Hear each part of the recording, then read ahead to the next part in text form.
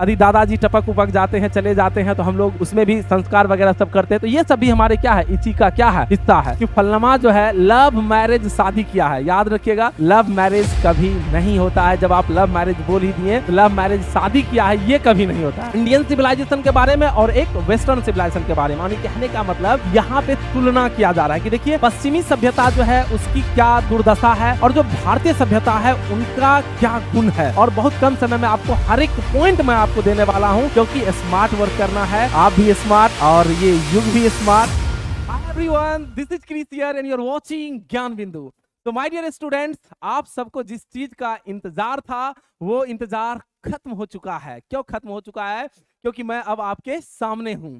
और प्यारे बच्चों, मुझे पता है कि ये जो चैप्टर है इंडियन सिविलाइजेशन कल्चर, ये आप कहीं ना कहीं पढ़े होंगे, लेकिन उससे भी पहले मैं कुछ चीजें आपसे बात कर लूं। कुछ चीजें आपके मन में आ रहा होगा, उन चीज को मैं क्लियर कर देता हूं। क्या क्लियर कर देता हूं? सबसे पहला चीज कि सर इस चैप्टर में आप क्या क्या पढ़ाने वाले हैं। दूसरी चीज, सर इस चैप्टर का हमें नोट्स कहां से मिलेगा, तो मैं ये दोनों चीज बता देता हूं। सबसे पहले कि ये जो वन शॉट है, इसमें आपको सब कुछ मिलने वाला है। इंपॉर्टेंट वीवीआई एमसीक्यू, जो कि हूबहू आपके एग्जाम में एकदम देखने के लिए मिलेगा, मतलब हूबहू टकरा जाएगा। नहीं, क्रैश का मतलब ही होता है क्या जाना, टकरा जाना। तो सारे क्वेश्चन आपको मिलेंगे। इसके अलावा शॉर्ट क्वेश्चन भी आपको इसी क्लास में मैं देने वाला हूं और लॉन्ग क्वेश्चन भी इस चैप्टर का इसी क्लास में देने वाला हूं। और सबके सब वही क्वेश्चन है जो हूबहू आपके मतलब फाइनल बोर्ड एग्जामिनेशन में आने वाला है। सर इसका नोट्स कहां मिलेगा? तो इसके लिए आप लोग को क्या करना है, प्ले स्टोर पे जाना है और डाउनलोड करना है ज्ञान बिंदु जीएस एकेडमी। और वहां पे जैसे उसको डाउनलोड करके आप इन कीजिएगा तो आपसे पूछेगा कि भाई आप बोर्ड एग्जाम के स्टूडेंट हैं, तो आप कहिएगा कि हाँ हम बोर्ड एग्जाम के स्टूडेंट हैं। आप उसको क्लिक करके आप उसमें इन कर जाइएगा और वहां से सारे मटेरियल ले लीजिएगा। फिर भी कोई डाउट रह जाती है तो आपको वहां पे एक नंबर दिया गया होगा, हेल्पलाइन नंबर, उस नंबर पे आप क्या कर सकते हैं, बात कर सकते हैं। और जो क्लास के टाइम टेबल है वो भी चीज आपको वहां पे मिल जाएगा। नहीं भी यदि आपको मिलता है, आपको लगता है कि सर कितना हम वहां जाएंगे, ये वो है ना, तो चलिए मैं आपको बता देता हूं। मॉर्निंग में एक क्लास आपको 8 बजे मिलने वाला है और इवनिंग में एक क्लास 4 बजे आपको मिलने वाला है और एक क्लास लाइव शाम को 6 बजे मिलने वाला है। चलिए अब कहानी को स्टार्ट करते हैं। सर अंग्रेजी में हमको बहुत डर लग रहा है, अभी तक हम अंग्रेजी में कुछ नहीं पढ़े। सर मेरा क्या होगा? सर क्या अभी से हम पढ़ाई स्टार्ट कर देते हैं, आपके साथ पढ़ना स्टार्ट कर देते हैं, एक एक चीज एक एक क्लास आपका हम सब चीज देखना स्टार्ट कर देते हैं, तो क्या सर मेरा इंग्लिश में अच्छा मार्क्स आ जाएगा? अच्छा ही नहीं बल्कि आप टॉप कीजिएगा। बस आपको क्या करना है कि मेरे साथ चलना है। आप मेरे अर्जुन और मैं आपके क्या सारथी बन चुका हूं। तो चलिए प्यारे बच्चों, मेरे अर्जुन आप सभी तैयार हो जाइए और मैं आपका सारथी क्रिस सर आपको युद्ध जिताने के लिए क्या हूं, तैयार हूं। तो चलिए इस चैप्टर को प्यारे बच्चों स्टार्ट करते हैं। और बहुत ही प्यारा चैप्टर है, कुछ भी आपको रटने की जरूरत नहीं है। मैं इसे बहुत ही इजी वे में आपको मैं क्या पढ़ाने वाला हूं। ओके, तो चलिए लेट्स स्टार्ट। और स्टार्ट करते हैं। सबसे पहला सवाल, सबसे पहला सवाल यहीं से आता है प्यारे बच्चों कि ये जो इंडियन सिविलाइजेशन कल्चर है ये क्या है? ये कहानी है, ड्रामा है, नोवेल है, क्या है सर? तो ये ना कहानी है, ना ड्रामा है, ना नोवेल है, बल्कि ये एक प्रकार का क्या है प्यारे बच्चों, ऐसे है। तो सबसे पहला क्वेश्चन यहीं से लेते जाइए, जो जो मैं आपको दिमाग में दे रहा हूं आपको एकदम सुनते जाना। ऐसे का मतलब क्या होता है? निबंध होता है। जैसे गैया पे लिखे लिखे, भैंसिया पे लेख लिखे, कुतबा पे लेख लिखे, है ना, इस तरह का आप लोग लेख लिखे होंगे बचपन में। तो उसी तरह से ये क्या है, निबंध है। और इस निबंध को लिखने का काम कौन किया है? हमारे राष्ट्रपिता, जो सब कोई आप लोग जानते हैं, जिसका हम कह सकते हैं कि चाइल्ड नेम, बचपन का जो नाम था मोहन दास करमचंद गांधी, और बापू के नाम से काफी फेमस हुए। फिर महात्मा गांधी भी आप जान ही रहे होंगे, नाम इसमें बोलने की क्या जरूरत है, सब कोई जान रहे होंगे। तो ये जो इंडियन सिविलाइजेशन कल्चर है उन्हीं के द्वारा इस निबंध को क्या किया गया था, लिखा गया था। लेकिन आपकी जानकारी के लिए मैं बता दूं, लेकिन एग्जाम में नहीं पूछेगा, लेकिन आपकी जानकारी के लिए मैं बता दूं कि ये जो निबंध जो लिखा गया था ये उन्हीं का एक आत्मकथा था। और उस आत्मकथा को जो लिखे थे गांधी जी, वो किस भाषा में लिखे थे? गुजराती भाषा में। लेकिन फिर एक व्यक्ति और सामने आते हैं जिसका नाम है महादेव देसाई, और उसने क्या किया कि उस गुजराती में जो लिखे गए ये जो आत्मकथा थे उसे इंग्लिश में ट्रांसलेट करके नाम दिया the story of my experiment with truth. और आपके बुक में शॉर्ट में नाम दिया है माई एक्सपेरिमेंट विथ ट्रूथ। ये एक ऑटोबायोग्राफी है गांधी जी का। तो महादेव देसाई इसे इंग्लिश में क्या किए, कन्वर्ट किए, और उसी का ये यहाँ पे अंश है। तो अब सवाल आता है कि सर यदि क्वेश्चन पूछेगा कि इंडियन सिविलाइजेशन कल्चर जो है ये किसके द्वारा लिखा गया, तो क्या हम महादेव देसाई लिखेंगे? नहीं नहीं नहीं, इंडियन सिविलाइजेशन कल्चर यदि पूछेगा तो आपको लिखना है महादेव, ये महात्मा गांधी ही लिखना, महादेव देसाई बिल्कुल भी नहीं लिखना है। ओके, तो यहां तक चीजें एकदम आराम से क्लियर हो जाएगी। और एक एक चीज में ज्यादा आपका टाइम नहीं लूंगा, एक एक पॉइंट मैं आपको बताने वाला हूं बिल्कुल आसान तरीके से विथ एनिमेशन। एनिमेशन के साथ मैं लाया हूं, हर एक चीज मैं आपको किससे, एनिमेशन के माध्यम से एक एक चीज मैं आपको बताने वाला हूं, ताकि कुछ भी चीज में आपको कहीं कोई समस्या ना आए, एक एक चीज आपका सारा चीज क्या हो जाए, क्लियर हो जाए, हर एक चीज। तो इसके लिए आपको सोचना नहीं है प्यारे बच्चों। आइए हम लोग क्या करते हैं, चैप्टर को स्टार्ट करते हैं। सबसे सारा चीज मैंने आपको बता दिया कि ये ऐसे है, और आपके इंफॉर्मेशन के लिए महादेव देसाई के बारे में मैंने चर्चा भी कर दिया। ये मूलतः किस भाषा में लिखा गया था, तो गुजराती भाषा में इसे ट्रांसलेट महादेव देसाई के द्वारा किया गया था। ये सारी जानकारी मैंने आपको दे दिया, सारा चीज। अब सवाल आता है कि सर इस चैप्टर में हम लोग पढ़ने वाले क्या हैं। तो देखिए इसमें दो वर्ड है, इसमें दो वर्ड है। एक तो पहला वर्ड आया है प्यारे बच्चों, क्या आया है, ध्यान से समझिएगा। पहला वर्ड आया है, पहला वर्ड आया है, इंडियन को छोड़िए, पहला वर्ड आया है सिविलाइजेशन। क्या आया है, सिविलाइजेशन। क्या आया है प्यारे बच्चों, सिविलाइजेशन। और दूसरा जो आया है वो आया है क्या, कल्चर। ठीक है, आपके मन में आ रहा होगा सर इंडियनो लिख दीजिए ना, क्या दिक्कत है जब सबको लिख ही रहे हैं। तो पहले मैं इन तीनों वर्ड्स पे थोड़ा सा चर्चा कर लेता हूं। सर क्या आप लिख लिख के पढ़ा रहे हैं, टाइम बहुत किल होगा। बिल्कुल टाइम किल नहीं होगा, सब चीज मैं आपका लाया हूं, टेंशन मत लीजिए। तुरंत मैं आपको बताता हूं, थोड़ा सा चीजें तो बताने दीजिए, तभी तो मजा आएगा, है ना। और मैं इसको इतने अच्छे तरीके से बताने वाला हूं कि आप जीवन में भी इसका बहुत अच्छे तरीके से क्या कर लीजिएगा, यूज कर लीजिएगा। सबसे पहले मैं बात करूं, ये इंडियन जो है प्यारे बच्चों, ये आपका क्या है, एडजेक्टिव है। ये क्या है, एडजेक्टिव है। और ये कौन सा एडजेक्टिव है, तो ये प्रॉपर एडजेक्टिव है। सर ये क्यों बता रहे हैं, ये भी पूछा जाता है। ये क्या है, प्रॉपर एडजेक्टिव। याद रखिएगा, प्रॉपर एडजेक्टिव किसको कहते हैं, जो प्रॉपर नाउन से बने शब्द होते हैं उसे हम क्या कहते हैं, प्रॉपर एडजेक्टिव कहते हैं। जैसे इंडिया से क्या बना है, इंडियन। चलिए इसको छोड़ देते हैं। मैन आते हैं प्यारे बच्चों, सिविलाइजेशन और क्या, कल्चर। सिविलाइजेशन का मतलब होता है सभ्यता। अभी हम जिस युग में रह रहे हैं ये हमारी क्या है, सभ्यता। जैसे कि हम पेन का यूज कर रहे हैं, गाड़ी का यूज कर रहे हैं, इस कपड़े का यूज कर रहे हैं, तो ये सब हमारी क्या है, सभ्यता। हम घर बना करके रह रहे हैं, हमारे जो रहने का तौर तरीका, ये सब क्या है, हमारी सभ्यता है। और इस सभ्यता में और चार चांद लगाने का काम कौन करते हैं, हमारे ये कल्चर। कल्चर का मतलब होता है संस्कृति। जैसे अभी हाल फिलहाल हम लोग छठी मैया का छठ मतलब पर्व हम लोग किए, दुर्गा पूजा मनाए, काली मतलब मेला मनाए, दीपावली मनाए, ढेर सारे चीज होते हैं, ईद दशहरा सब चीज हम लोग मनाते हैं। तो ये हमारी क्या है, संस्कृति। यदि दादाजी टपक उपक जाते हैं, चले जाते हैं, तो हम लोग उसमें भी संस्कार वगैरह सब करते हैं। तो ये सब भी हमारे क्या है, इसी का क्या है, हिस्सा है। तो शादी ब्याह, आपका शादी विवाह होगा, शादी विवाह एक ही चीज है ना सेम चीज है ना। तो ये चीज याद रखिएगा। और कभी कभी कुछ लोग क्या कहते हैं कि फलनमा जो है लव मैरिज शादी किया है। याद रखिएगा, लव मैरिज कभी नहीं होता है। जब आप लव मैरिज बोल ही दिए तो लव मैरिज शादी किया है ये कभी नहीं होता है। ओके, तो लव मैरिज शादी नहीं किया है, बल्कि लव मैरिज किया है, ये चल सकता है।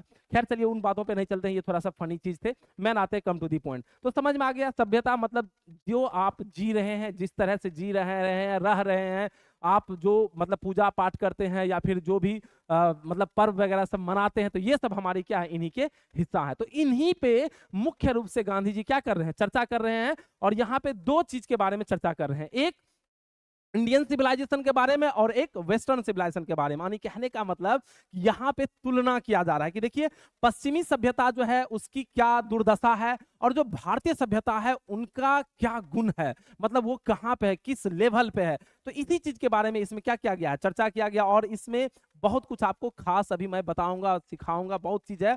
और बहुत कम समय में आपको हर एक पॉइंट मैं आपको देने वाला हूं, क्योंकि स्मार्ट वर्क करना है, आप भी स्मार्ट और ये युग भी स्मार्ट, तो ये क्लास भी स्मार्ट होना चाहिए। और बाय द वे हम स्मार्ट हैं या नहीं है वो तो आप लोग नीचे कमेंट्स करके बताइएगा जी। किनको किनको लगता है कि हम स्मार्ट हैं, नीचे जरूर कमेंट्स कीजिएगा। और इस चैनल पे फर्स्ट टाइम आए तो चैनल को जरूर सब्सक्राइब कीजिएगा। तो चलिए आते हैं कम टू दी पॉइंट, मुद्दे की बात आते हैं। और इसमें एक और हम इमेज लिए हैं, ये देखिए, ये जो हमारे हैं ये हमारी भारतीय सभ्यता का क्या है, निशानी है।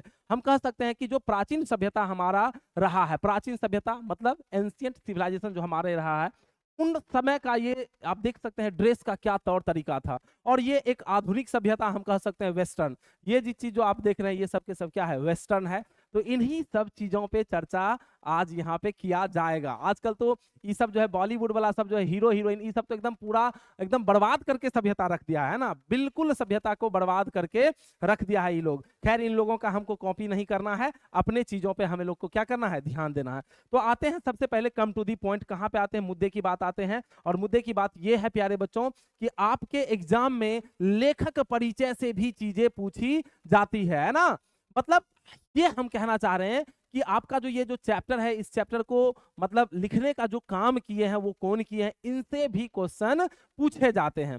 तो वही चीज मैं आपको यहाँ पे बताने वाला हूँ। देखिए, मैं आपको लिख करके भी एक एक पॉइंट आपको मैं बता सकता हूं, लेकिन समय बहुत अधिक लगेगा और हमें करना है स्मार्ट वर्क। आपके छोटका लोग जब आएंगे, जब हमारा फाउंडेशन बैच स्टार्ट होगा जनवरी से, तो वहां से चीजें मैं आपको एक एक करके लिख लिख कर हर एक चीज मैं आपको बताने वाला हूं। ओके, तो चलिए प्यारे बच्चों, हम लोग क्या करते हैं, टेक्नोलॉजी का यूज करते हैं और फटाफट चीजों को समझते जाते हैं। इससे आप ये मत समझिएगा कि सर लिख के नहीं पढ़ा सकते हैं। मेरा आप पहले वाले और भी वीडियो में ढेर सारा यदि आप देखिएगा तो मैं हर एक जगह लिख के ही पढ़ाया हूं, लेकिन कम समय में हमें बेहतर से बेहतर लाना है और बेहतर से बेहतर हमें करना है प्यारे बच्चों। तो अब देखिए, सबसे पहला सवाल आता है, मतलब मुख्य चीज यही चीज लेखक के बारे में। पहले लेखक के बारे में हम लोग समझ लेते हैं और फिर उसके बाद चलेंगे किसके बारे में, चैप्टर के बारे में। तो आइए प्यारे बच्चों, सबसे पहले मैं आपको बता दूं कि देखिए, ऐसे जो होते हैं, जैसे कि मैं आपको बताना ये चाहता हूं कि जैसे ऐसे जो होते हैं वो ऐसे रिटन किए जाते हैं। कविता को क्या किया जाता है, कंपोज किया जाता है। कंपोज मतलब कविता कंपोज होता है इंग्लिश में, रिटन बिल्कुल भी नहीं होता है। स्पीच डिलीवर्ड किए जाते हैं। तो उसी तरह से इसे क्या किया गया है, रिटन किया गया है। और रिटन किसके द्वारा किया गया है, हमारे जो मतलब बापू के नाम से जो फेमस है, महात्मा गांधी, मोहनदास करमचंद गांधी, उन्हीं के द्वारा इसको क्या किया गया है, रिटन किया गया है, लिखा गया है। तो आइए एक एक चीज को समझते हैं। क्या सर सब चीज को याद करना है? बिल्कुल सब चीज को याद नहीं करना है। जिस जिस पॉइंट को मैं घेरूंगा, जिस जिस पॉइंट को मैं बताऊंगा, उसी चीज को आपको दिमाग में रखना है। चलिए, तो एक शायरी भी हो जाए, है ना। मैं बार बार एक शायरी कहता हूं, तू आग नहीं आग का दरिया है, तू आग नहीं आग का दरिया है, हम तुम्हें कैसे चाहे तुम बहुत करिया है। खैर चलिए, मजाक कर रहे हैं, हम काले हैं तो क्या दिल वाले हैं। आप लोग डायलॉग बाजी भी सुन लिए होंगे। आते हैं और समझते हैं। मैं तुम्हें चांद कह दूं ये तो मुमकिन है, मैं तुम्हें चांद कह दूं ये तो मुमकिन है, लेकिन लोग तुम्हें रात भर देखे ये मुझे गवारा नहीं। चलिए आइए अब एक एक चीज को हम लोग जानते हैं और समझते हैं। सबसे पहला सवाल आता है, ये भी पूछेगा फुल नेम या फिर चाइल्ड नेम के भी नाम से आता है, तो याद रखिएगा मोहनदास करमचंद गांधी। ओके, जन्म की बात किया जाए तो सबको पता है, बच्चे बच्चे को पता है कि 2 अक्टूबर 1869 को गुजरात में वो जगह पोरबंदर थे, वहीं पे जन्म हुआ था। किनका? हमारे बापू जी का, महात्मा गांधी का। आगे हम इसकी बात करें, हत्या कर दिया गया था 30 जनवरी 1948 को न्यू दिल्ली में। और आप सभी को पता है कि नाथूराम गोडसे के द्वारा हत्या किया गया था। और वो एक कैसे व्यक्ति थे, वो एक कट्टरपंथी व्यक्ति थे, जिसे हम लोग अंग्रेजी में फनेटिक कहते हैं। क्या कहते हैं? फनेटिक कहते हैं, मतलब जो धर्म जात मजहब को ज्यादा कट्टरपंथ मतलब कट्टरपंथी भावना रखता हो, या फिर जो भी मतलब लोग कहते हैं, सबका अपना अलग अलग मत है। खैर हम उस पर टिप्पा टिप्पणी नहीं करेंगे, हम यहाँ आए हैं पढ़ाने के लिए, पहले उसको हम क्या करते हैं, पूरा करते हैं। और मात्र 78 साल के एज में, है ना, ये चीज हो गया था। और उनकी क्या किया गया था, हत्या किया गया था। याद रखिएगा उनका क्या किया गया था, हत्या किया गया था। ये हमेशा याद रखिएगा, क्या किया गया था, उनका हत्या किया गया था। इस बात को बिल्कुल भी नहीं भूलिएगा, ये भी पूछा जाएगा। सर ये पूछा जाएगा क्या? बिल्कुल नहीं। मतलब दैट मीन्स उसका जो स्मृति हुआ था, जहां पे उन्हें मतलब दैट मीन्स अंतिम संस्कार उनका जो किया गया था, ये सब पूछा जाएगा? बिल्कुल नहीं पूछा जाएगा। याद रखिएगा अदर नेम ये पूछा जाएगा, बापू पूछा जाएगा। और ये राष्ट्रपिता, फादर ऑफ नेशन के भी नाम से जाने जाते हैं, ये भी याद आपको रखना है। सर ये पूछा जाएगा लॉयर, पॉलिटिकल थिंकर, ये भी बिल्कुल नहीं पूछा जाएगा। सर लिखे क्यों हैं? लिख दिए हैं, लेकिन मैं जिन जिन चीजों पे चर्चा कर रहा हूं वही वही आपके एग्जाम में आएगा, उन उन चीजों पे आपको ध्यान देना है। सर यहाँ पे कुछ चीजें जो कि पूछने लायक है, तो देखिए ये सब चीज बिल्कुल आपके एग्जाम में अभी तक नहीं पूछा गया है, लेकिन हम आपको दे दिए हैं यहाँ पे आपके इंफॉर्मेशन के लिए। मैन आते हैं, सर क्या उनकी पत्नी के बारे में पूछा जाएगा? बिल्कुल नहीं। क्या उनकी बेटा उठा के बारे में, हीरालाल, मनीलाल, रामदास, देवदास, क्या इन सब चीज के बारे में पूछा जाएगा? उनके मम्मी पापा के बारे में पूछा जाएगा? तो बिल्कुल नहीं पूछा जाएगा, बस केवल यहाँ पे दे दिया गया है। तो केवल हम यहाँ पे चर्चा कर रहे हैं। अब आगे बढ़ते हैं, नेक्स्ट बढ़ते हैं प्यारे बच्चों, और नेक्स्ट चीजें हम लोग समझते हैं। देखिए अगला यदि हम बात करें, ये सब पूछा जाएगा और निश्चित पूछा जाएगा, ये सब पूछा जाएगा और निश्चित पूछा जाएगा। तो चलिए ये भी लेखक के ही बारे में है, तो चर्चा हम फटाफट करते हैं। सबसे पहला चीज समझिए कि गांधी जी के बारे में सबसे पहला समस्या कहें, सबसे पहला सवाल जो लेखक में पूछा जा सकता है कि गांधी जी ने अंग्रेजों के लिए, अंग्रेजों के खिलाफ, यानी अंग्रेजों से जो लड़ाई किए थे, मुख्य रूप से हथियार क्या लिए थे। जैसे हमको किसी से लड़ाई करना होता है तो राइफल निकालो रे, बंदूक निकालो रे, फलना निकालो रे, चिल्ला निकालो, ये वो दिस दैट, ढेर सारा चीज हम लोग निकालवाते हैं। तो मुख्य रूप से गांधी जी का क्या हथियार था, मतलब मुख्य वेपन्स, चीफ वेपन्स क्या था, मुख्य हथियार क्या था, किसके खिलाफ? अंग्रेजों के खिलाफ, जो इंडिया में क्या किए थे, मतलब अपना धाक जमा करके रखे थे, मतलब कह सकते हैं क्या कर रहे थे, मतलब सबको पे कब्जा किए हुए थे, गुलाम बनाए हुए थे, उनके खिलाफ जो लड़ने का काम किए, उनका मुख्य हथियार क्या था? तो एक तो सत्य था, ट्रूथ था, और दूसरा क्या था? Non violence. नॉन वायलेंस आप जान रहे हैं, एक होता है हिंसा और एक होता है अहिंसा। तो अहिंसा के ये क्या थे? पुजारी थे कि भाई तुम कुछ करो, जो मेरा है वो मेरा रहेगा, वो किसी का हो नहीं सकता, हमको लेना है अपना जो चीज है, चाहे तुम हमको गाली दो, कुछ को, हम अपना सामान लेके ही छोड़ेंगे। तो ये एकदम एक अच्छे प्रवृत्ति के थे, बिल्कुल झगड़ा उगड़ा करना नहीं कि बंदूक उठा लिए, कुछ से कुछ उठा लिए, वो सब कुछ नहीं, एकदम सत्य के राहों पे चलते थे और झगड़ा लड़ाई बिल्कुल नहीं, अस्थिर तरीके से झगड़ा करते थे, सही तरीके से। इसके अलावा कहते हैं कि जब ये अफ्रीका से आए, कहां से आए? जब अफ्रीका से लौट के आए, तो अपने भारत में जब आए, तो ये अफ्रीका से जब वहां पे लॉ वगैरह सबकी पढ़ाई जब करके यहाँ आए, तो देखते हैं कि अंग्रेज जो है पूरा कब्जा कर ले है भाई। और एक घटना भी था कि गांधी जी को जो है मतलब ट्रेन से ही जो है उतार करके क्या किया था?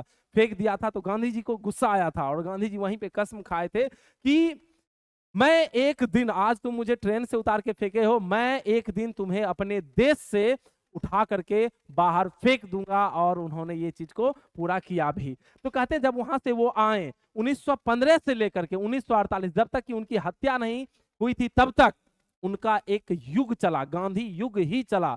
मतलब उनका ही एक मतलब नहीं कहता कि एक तरफा मतलब दबदबा रहा, किस पे? अंग्रेजों पे, मतलब अच्छे वे में, गलत वे में नहीं, अच्छे वे में। तो 1915 से लेके 1948 तक एक पॉलिटिक्स में यदि देखा जाए, मतलब कहने का मतलब आंदोलन वगैरह हो या कुछ भी हो, तो एक अलग नाम चला, एक अलग युग ही चला। समझ लीजिए गांधी युग चल गया। क्या चल गया? गांधी युग चल गया। और सबसे पहले 1915 में इंडिया आने के बाद एक क्वेश्चन पूछेगा निश्चित, 1917 में, याद रखिएगा, अभी आगे हम चर्चा करेंगे, बिहार में सबसे पहले चंपारण सत्याग्रह किया गया किसानों के लिए। वहीं से चीजें, कहानी क्या होती है? स्टार्ट होती है। तो ये निश्चित रूप से पूछा जाएगा। ये दोनों के दोनों इंपॉर्टेंट पॉइंट है। मुख्य weapons, truth and non violence, कब से कब तक? 1915 से लेके 1948 तक। नेक्स्ट चलते हैं प्यारे बच्चों, नेक्स्ट चलते हैं और नेक्स्ट समझते हैं नेक्स्ट हमारा क्या है। नेक्स्ट जो है ये निश्चित पूछा जाएगा, जो कि मैंने अभी आपको चर्चा किया था, बताया था। क्या बताया था? कि ये जो बुक है, ये जो चैप्टर है इंडियन सिविलाइजेशन, ये लिया गया है महात्मा गांधी के द्वारा, जो एक लिखा गया था आत्मकथा। और वो आत्मकथा किस भाषा में थे? तो गुजराती भाषा में थे। महादेव देसाई उसे इंग्लिश में ट्रांसलेट किए थे। लेकिन नाम की बात पूछा जाएगा तो क्या देना है? गांधी जी ही देना, क्योंकि आपके एग्जाम में ऑप्शन में भी वही आएगा, महादेव देसाई नजर भी नहीं आएगा। तो चलिए अब यहाँ पे हम लोग आते हैं और जानते हैं। अब देखिए, हमने आपको बताया था इनकी हत्या कर दिया गया था, किसके हाथों? तो फेनेटिक, जो फेनेटिक टाइप के होते हैं, कट्टरपंथी आदमी होते हैं, उस तरह के मतलब जो लोग होते हैं उनके बारे में, उन्हीं के द्वारा। और यही है नाथूराम गोडसे, जो गांधी जी के क्या किए थे? हत्या किए थे। अब इनका अलग हिस्ट्री है, इनका अलग इतिहास है। ये आप हमारे प्यारे सर रोशन आनंद सर से पढ़िएगा, जब आप दरोगा का, बिहार पुलिस का, किसी भी मतलब सरकारी जॉब की जब तैयारी कीजिएगा, तब की बात किया जाता है। ठीक है। अब देखिए, एक होता है बायोग्राफी और एक होता है ऑटोबायोग्राफी। बायोग्राफी मतलब होता है जो दूसरे के द्वारा लिखा गया जीवन कथा, उसे हम क्या कहते हैं? बायोग्राफी। लेकिन जो खुद से अपने बारे में लिखा जाता हो, उसे हम क्या कहते हैं? अपने जीवन के बारे में लिखा जाता हो, उसे हम कहते हैं ऑटोबायोग्राफी। और उसका नाम है माई एक्सपेरिमेंट विथ ट्रूथ। इस पूरे बुक का जो रियल नेम था, रियल नेम की बात करें, पूरा बुक का नाम the story of my experiment with truth. Mahadev Desai इसे इंग्लिश में ट्रांसलेट किए थे। यही वो बुक है, यही वो क्या है? बुक है। तो ये चीज यहां से भी दोनों चीज पूछा जाएगा। उस ऑटोबायोग्राफी का नाम क्या था? तो माई एक्सपेरिमेंट विथ ट्रूथ। और महात्मा गांधी जी के मतलब ये क्या थे? बुक थे, है ना। आपके एग्जाम में आपको देना है, ये नहीं कि महादेव देसाई कर देना, कंफ्यूज कर जाइएगा। वो ट्रांसलेट किए, लेकिन लिखने का काम गांधी जी का ही था। अगला आप देखते हैं प्यारे बच्चों, और अगला हमारा क्या है? अगला हम लोग के सामने जो है हाजिर हो, और हाजिर ये है कि आप यहाँ पे देख सकते हैं कुछ खास। ओहो, ये टूट का है गया भाई, तुम आ जाओ भाई, फिर से बाहर आ जाओ। ठीक, चलिए अब यहां से भी आपके ढेर सारे पॉइंट बनेंगे। एक एक पॉइंट को मैंने कवर किया है। और यहां पे सबसे जो पहला पॉइंट है कि इन्होंने ढेर सारे आर्टिकल्स बोले तो लेख लिखने का काम किए। और उस पत्रिका का नाम क्या था? उस पत्रिका का नाम क्या था? उस पत्रिका का नाम क्या था बाबू? ध्यान से समझिए, उस पत्रिका का नाम क्या था? Young India. क्या नाम था? ये एक समझिए कि ये एक न्यूज़पेपर था। क्या था? ये एक न्यूज़पेपर था। और इसे लिखने का, इसमें जो काम करते थे वो कौन करते थे? गांधी जी करते थे। ये खुद से चलाते थे शायद इस पत्रिका को, ज्यादा तो जानकारी नहीं है, लेकिन ये बहुत सारे लेख लिखे थे। क्या लिखे थे? ढेर सारे लेख लिखे थे। अब देखिए यहाँ पे कहते हैं कि इंडिया इंडिया के बारे में चर्चा किया गया है। इस चैप्टर में महात्मा गांधी के द्वारा ये कहते हैं कि जो भारत की जो सभ्यता है, भारतीय सभ्यता जो संस्कृति है, हमारी जो सभ्यता और संस्कृति है, ये बढ़ावा देती है, ये एलिवेट्स करती है किस चीज को भाई, मॉरल विंग को, नैतिक चीजों को क्या देते हैं, बढ़ावा देते हैं। जो हमारे नैतिक चीज है, नैतिक चीज क्या होते हैं, जैसे हम अपने बड़ों का आदर करते हैं, छोटों का भी क्या करते हैं, आदर करते हैं, बिल्कुल करते हैं। यदि आप छोटका को कहिएगा, है देखिए दोनों टोन में हम कहते हैं, छोटका को कहिएगा अरे जाओ एक गिलास पानी लेकर आओ, बिल्कुल नहीं जाएंगे। और उसको कहिएगा कि बाबू एक गिलास पानी लेके आओ, तो तुरंत जाएगा। तो ये क्या है, मॉरल है। तो जो भारतीय सभ्यता है ये बढ़ावा देता है, क्या देता है, बढ़ावा देता है। किस चीज को बढ़ावा देता है, तो ये देता है मॉरल विंग को। किसको बढ़ावा देता है, मॉरल विंग को। ये क्या देते हैं, बढ़ावा देते हैं। और जो वेस्टर्न सिविलाइजेशन है, जो पश्चिमी सभ्यता है, ये बढ़ावा देते हैं इमोरल को, यानी मैटेरियलिटी को, मतलब ये वस्तु को बढ़ावा देते हैं। मतलब देखिए देखिए दोनों चीज में अंतर है। यदि आप अमेरिका चले जाइएगा या फिर और कोई अलग कंट्री चले जाइएगा, वेस्टर्न कंट्री की बात करें, पश्चिमी देश की बात करें, तो जैसे हम लोग अपने गुरुजी, जैसे हम कहीं मिल जाएंगे तो प्रणाम सर, एक अलग सम्मान होता है। और अपना बिहार का बात किया जाए तो कुछ खास ही है, अलग ही एक अंदाज है। तो उसी तरह से यदि आप वहां चले जाइएगा तो उस सब चीज वहां नहीं होता। वहां होता है तुम यार अपना रहो, हम अपना रहते हैं, खूब ज्यादा हुआ है ना तो हक कर लिए, गले मिल लिए, बस इतने को। तो वो जो सभ्यता है, पश्चिमी सभ्यता और भारत की सभ्यता में, दोनों में अंतर है। तो यहाँ पे सर कौन कौन क्वेश्चन बनेगा, तो यहाँ पे से 3 क्वेश्चन बनता है कि भाई गांधी जी किस पत्रिका में लेख लिखने का काम करते थे। तो यंग इंडिया पत्रिका का नाम था, पहला क्वेश्चन ये बना। इसके अलावा दूसरा क्वेश्चन बना कि भारतीय सभ्यता भाई किस चीज को बढ़ावा देते हैं, तो ये बना कि मॉरल विंग को बढ़ावा देते हैं। तीसरा प्रश्न क्या बना, तो तीसरा प्रश्न बना कि ये बढ़ावा देते हैं किस चीज को, इमोरल को, यानी मैटेरियलिटी को, मतलब पदार्थ को ये क्या देते हैं, ज्यादा अधिक भौतिक चीजों को ये क्या देते हैं, अधिक बढ़ावा देते हैं। मतलब नैतिकता भारत में है और अनैतिकता पश्चिमी देश ये बढ़ावा देते हैं। आप देख सकते हैं ये हमारी सभ्यता का क्या है, निशानी है, ये वही पत्रिका है ना। चलिए तो आगे जो यंग इंडिया के बारे में मैंने क्या किया था, चर्चा किया था। अब नेक्स्ट बढ़ते हैं, नेक्स्ट बढ़ते हैं प्यारे बच्चों। और एक भी चीज आपके हम मतलब छोड़ने वाले नहीं है, एक एक चीज मैं आपका क्लियर करने वाला हूं, ये याद रखिएगा। एक एक चीज मैं आपका क्या बताने वाला हूं, ये चीज दिमाग में आपको रखना है, क्योंकि मैं इसे बहुत ही इजी तरीके से हर एक चीज आपके दिमाग में लॉक करा देना चाहता हूं, ताकि कुछ भी याद करने की जरूरत नहीं है। अभी तक आपने कुछ नहीं भी पढ़ा है तो कोई दिक्कत नहीं, सब कुछ हो जाएगा, बेहतर हो जाएगा। अब देखिए यहाँ पे यदि हम बात करें कि सर यहाँ पे क्या है, तो यही वो समय था जब 1917 में मैंने आपको बताया था कि गांधी जी जब बिहार आए थे, है ना। और बिहार में चंपारण वो जगह था जहां से पहला सत्याग्रह क्या किया गया था, स्टार्ट किया गया था, ये पूछा जाएगा। वही चंपारण जो मीट के भी नाम से क्या है, फेमस है। वहां पे नील ऊल की खेती को लेकर के जो आंदोलन वगैरह सब हुए थे, तो पहली बार जो गांधी जी स्टार्ट किए थे अपने बिहार से, तो ये भी एक गर्व की बात है अपने बिहार में। चलिए अब हम लोग चलते हैं, आगे बढ़ते हैं और मुख्य मुख्य चीजें, हर एक चीज को हम लोग अच्छे तरीके से जानेंगे इस चैप्टर के बारे में, कि इस चैप्टर में क्या है, क्या कुछ खास है। हम एकदम चर्चा करने वाले हैं, एक एक चीज को क्या चर्चा करने वाले हैं। यहां तक यदि आपको समझ में आ रहा है तो जरूर नीचे एक और कमेंट्स कीजिएगा क्लास के बाद, यस सर जब आप लेखक के भी बारे में बताएं तो हर एक चीज हमें समझ में आ गया। तो एक बार संक्षिप्त में सर लेखक के बारे में और तनी को बता दीजिए, तो हम फटाफट एक बार आपके दिमाग में डाल देते हैं कि भाई ये चैप्टर एक ऐसे है, इसे रिटन करने का काम महात्मा गांधी जी के द्वारा किया गया है। गांधी जी का जन्म 2 अक्टूबर 1869 को हुआ था और 30 जनवरी 1948 को उनकी हत्या कर दिया गया था। याद रखिएगा, ये सब पूछने वाली चीज है। इसके अलावा जो है ये जो चैप्टर है किस चीज को बढ़ावा देता है, तो ये मॉरल चीजों को बढ़ावा देता है। इंडियन सिविलाइजेशन मॉरल चीजों को बढ़ावा देता है, वेस्टर्न सिविलाइजेशन इमोरल को बढ़ावा देता है।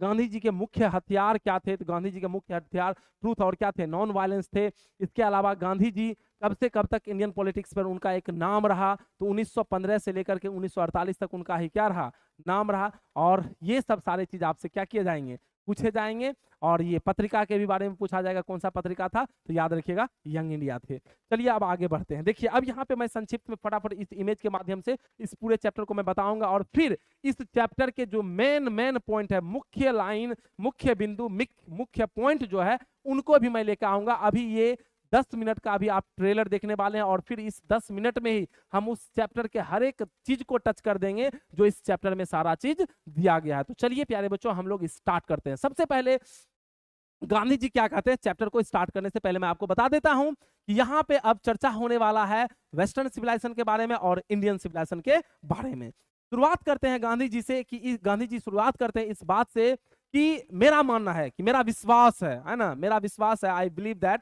मैं ऐसा मानता हूं या मेरा ऐसा विश्वास है कि जो भारत ने जो सभ्यता विकसित किया है, भारत ने जिस सिविलाइजेशन को बनाया है, जिस सभ्यता को विकसित किया है, हमारे पूर्वजों के द्वारा जो बीज बोया गया था, बीज हमारे पूर्वजों के द्वारा जो बीज बोया गया था, कौन सा बीज बोया गया था? तो भाई सभ्यता का जो क्या बोया गया था, बीज बोया गया था, उसकी बराबरी दुनिया में कोई अदर कंट्री नहीं कर सकता, कोई दूसरी देश इस सभ्यता का बराबरी नहीं कर सकता। और गांधी जी एग्जाम्पल देते हुए कहते हैं, जैसे कि मिस्र के राजा है ना, फेराउज, फेरोज इसको कहते हैं, फिरोज अलग अलग अमेरिकन भाषा में अलग इसका उच्चारण है और इसका ये ब्रिटिश में अलग अलग है ना। तो फिरोज फिरोज जो मिस्र के, इजिप्ट के जो शासक होते थे, उनके बारे में बोल रहे हैं कि उनकी ताकत मिट गई, उनकी ताकत मिट गई, यूरोप की सभ्यता खत्म हो गया, ग्रीस की सभ्यता खत्म हो गया, रोम की सभ्यता खत्म हो गया, समझ रहे हैं। और ये कहते हैं कि जापान जो है, वो जापान किस सभ्यता को अपना लिया? पश्चिमी सभ्यता को अपना लिया। चाइना के बारे में हम कुछ कह नहीं सकते हैं,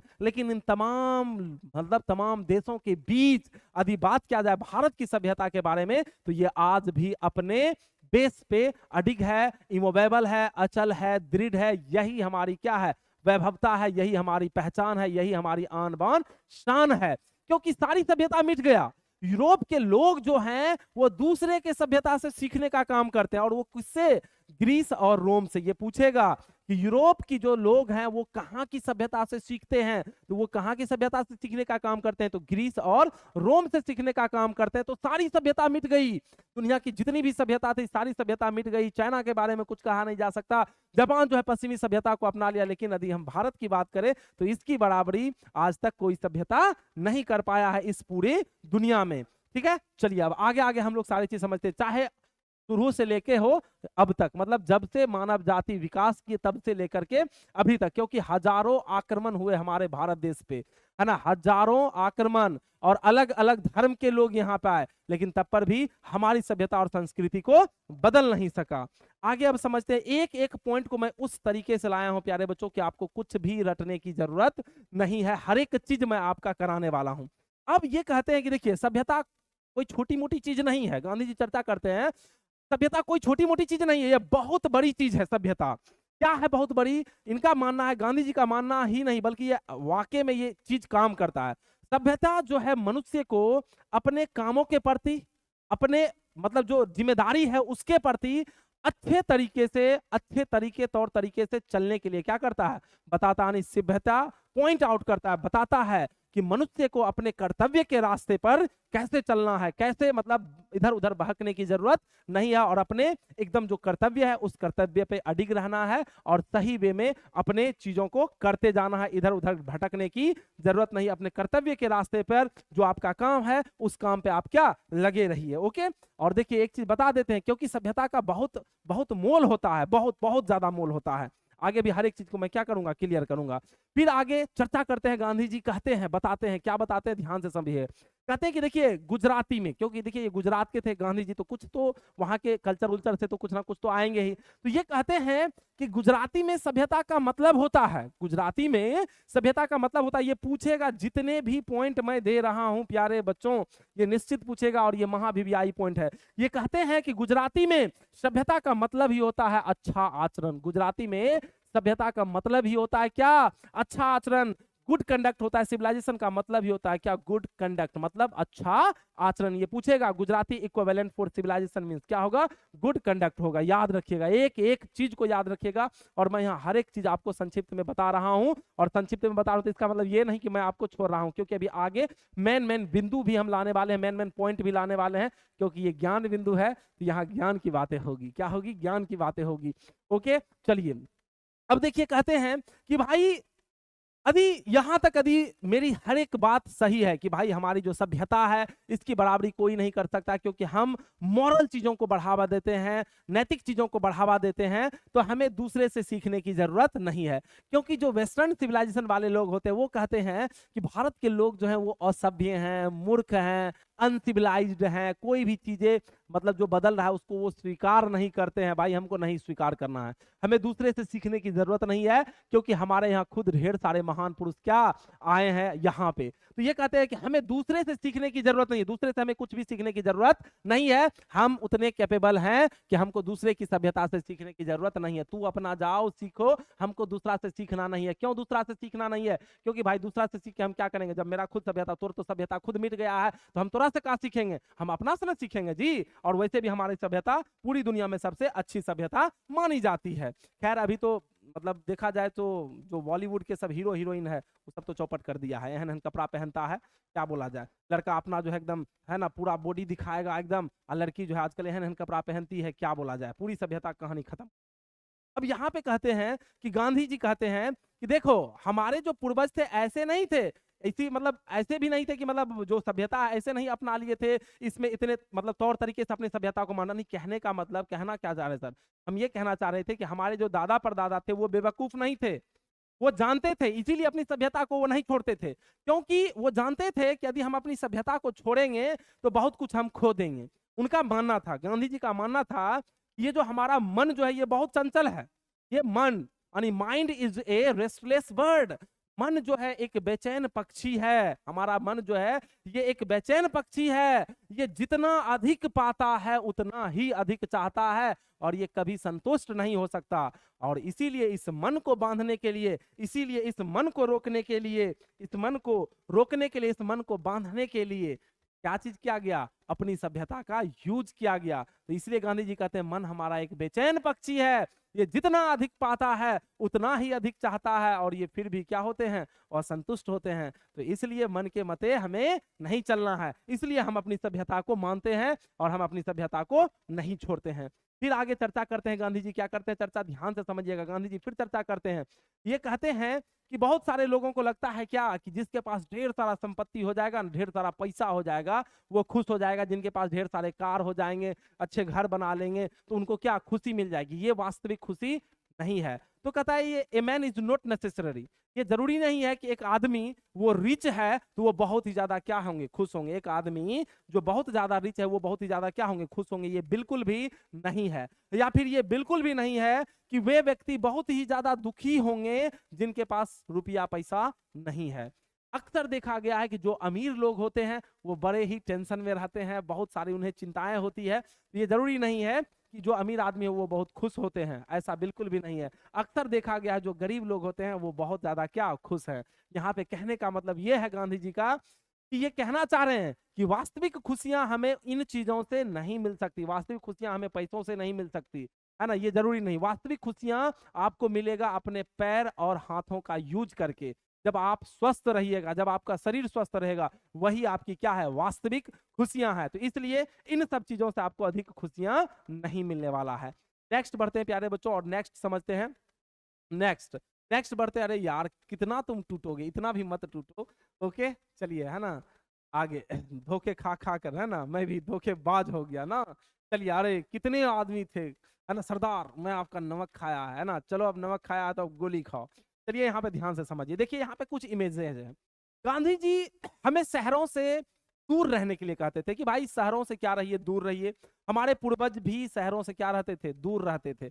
उनका मत था, ऐसा नहीं था कि अब शहर में जो है सब चीज खत्म है, अब जो शहर वाले बच्चे होंगे कहेंगे सर ये तो कोई मतलब नहीं हुआ। लेकिन गांधी जी का ऐसा मानना था कि असली सुख, असली भारत, असली यानी सच्चे भारत का जो दर्शन है वो आपको कहाँ हो सकता है? गांव में हो सकता है।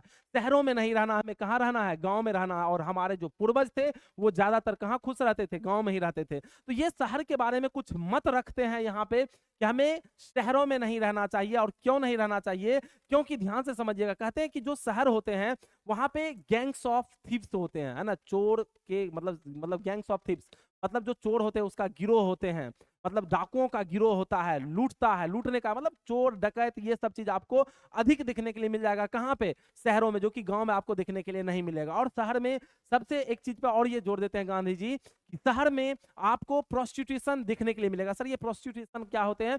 जो मतलब अपने मतलब कहने का मतलब जो अपने शरीर को बेच करके पैसा कमाने का क्या करता हो, काम करता हो, शरीर को बेचने का इन द सेंस। आप लोग बायोलॉजी के कुछ इसमें स्टूडेंट भी होंगे, जानते भी होंगे, खैर हम इस पे उतना ज्यादा चर्चा नहीं करेंगे, बस इतने समझिए वेश्यावृत्ति होती है। क्या होती है? प्रोस्टिट्यूशन का मतलब क्या होता है? प्रोस्टिट्यूशन का मतलब होता है वेश्यावृत्ति। तो ये सारी चीज कहाँ शहरों में आपको देखने के लिए मिल जाएगा। तो हमें शहरों में नहीं रहना चाहिए, हमें गांव में रहना चाहिए। क्योंकि शहर में क्या होते हैं, ध्यान से समझिएगा, क्योंकि शहर में क्या होते हैं, ध्यान से समझिएगा कि शहर में क्या होते हैं कि जो अमीर लोग होते हैं, क्या होते हैं, जो अमीर लोग होते हैं ज्यादातर वो गरीब लोगों को लूटने का क्या करते हैं, काम करते हैं। तो इसीलिए हमें कहाँ रहना चाहिए, हमें गांव में रहना चाहिए, शहरों से थोड़ा दूर ही रहना चाहिए। चलिए अब जो शहर के होंगे वो उदास मत होइए, और जो गांव के हैं ज्यादा खुश नहीं होइए, है ना। सब अपने अपने जगह पे सही है।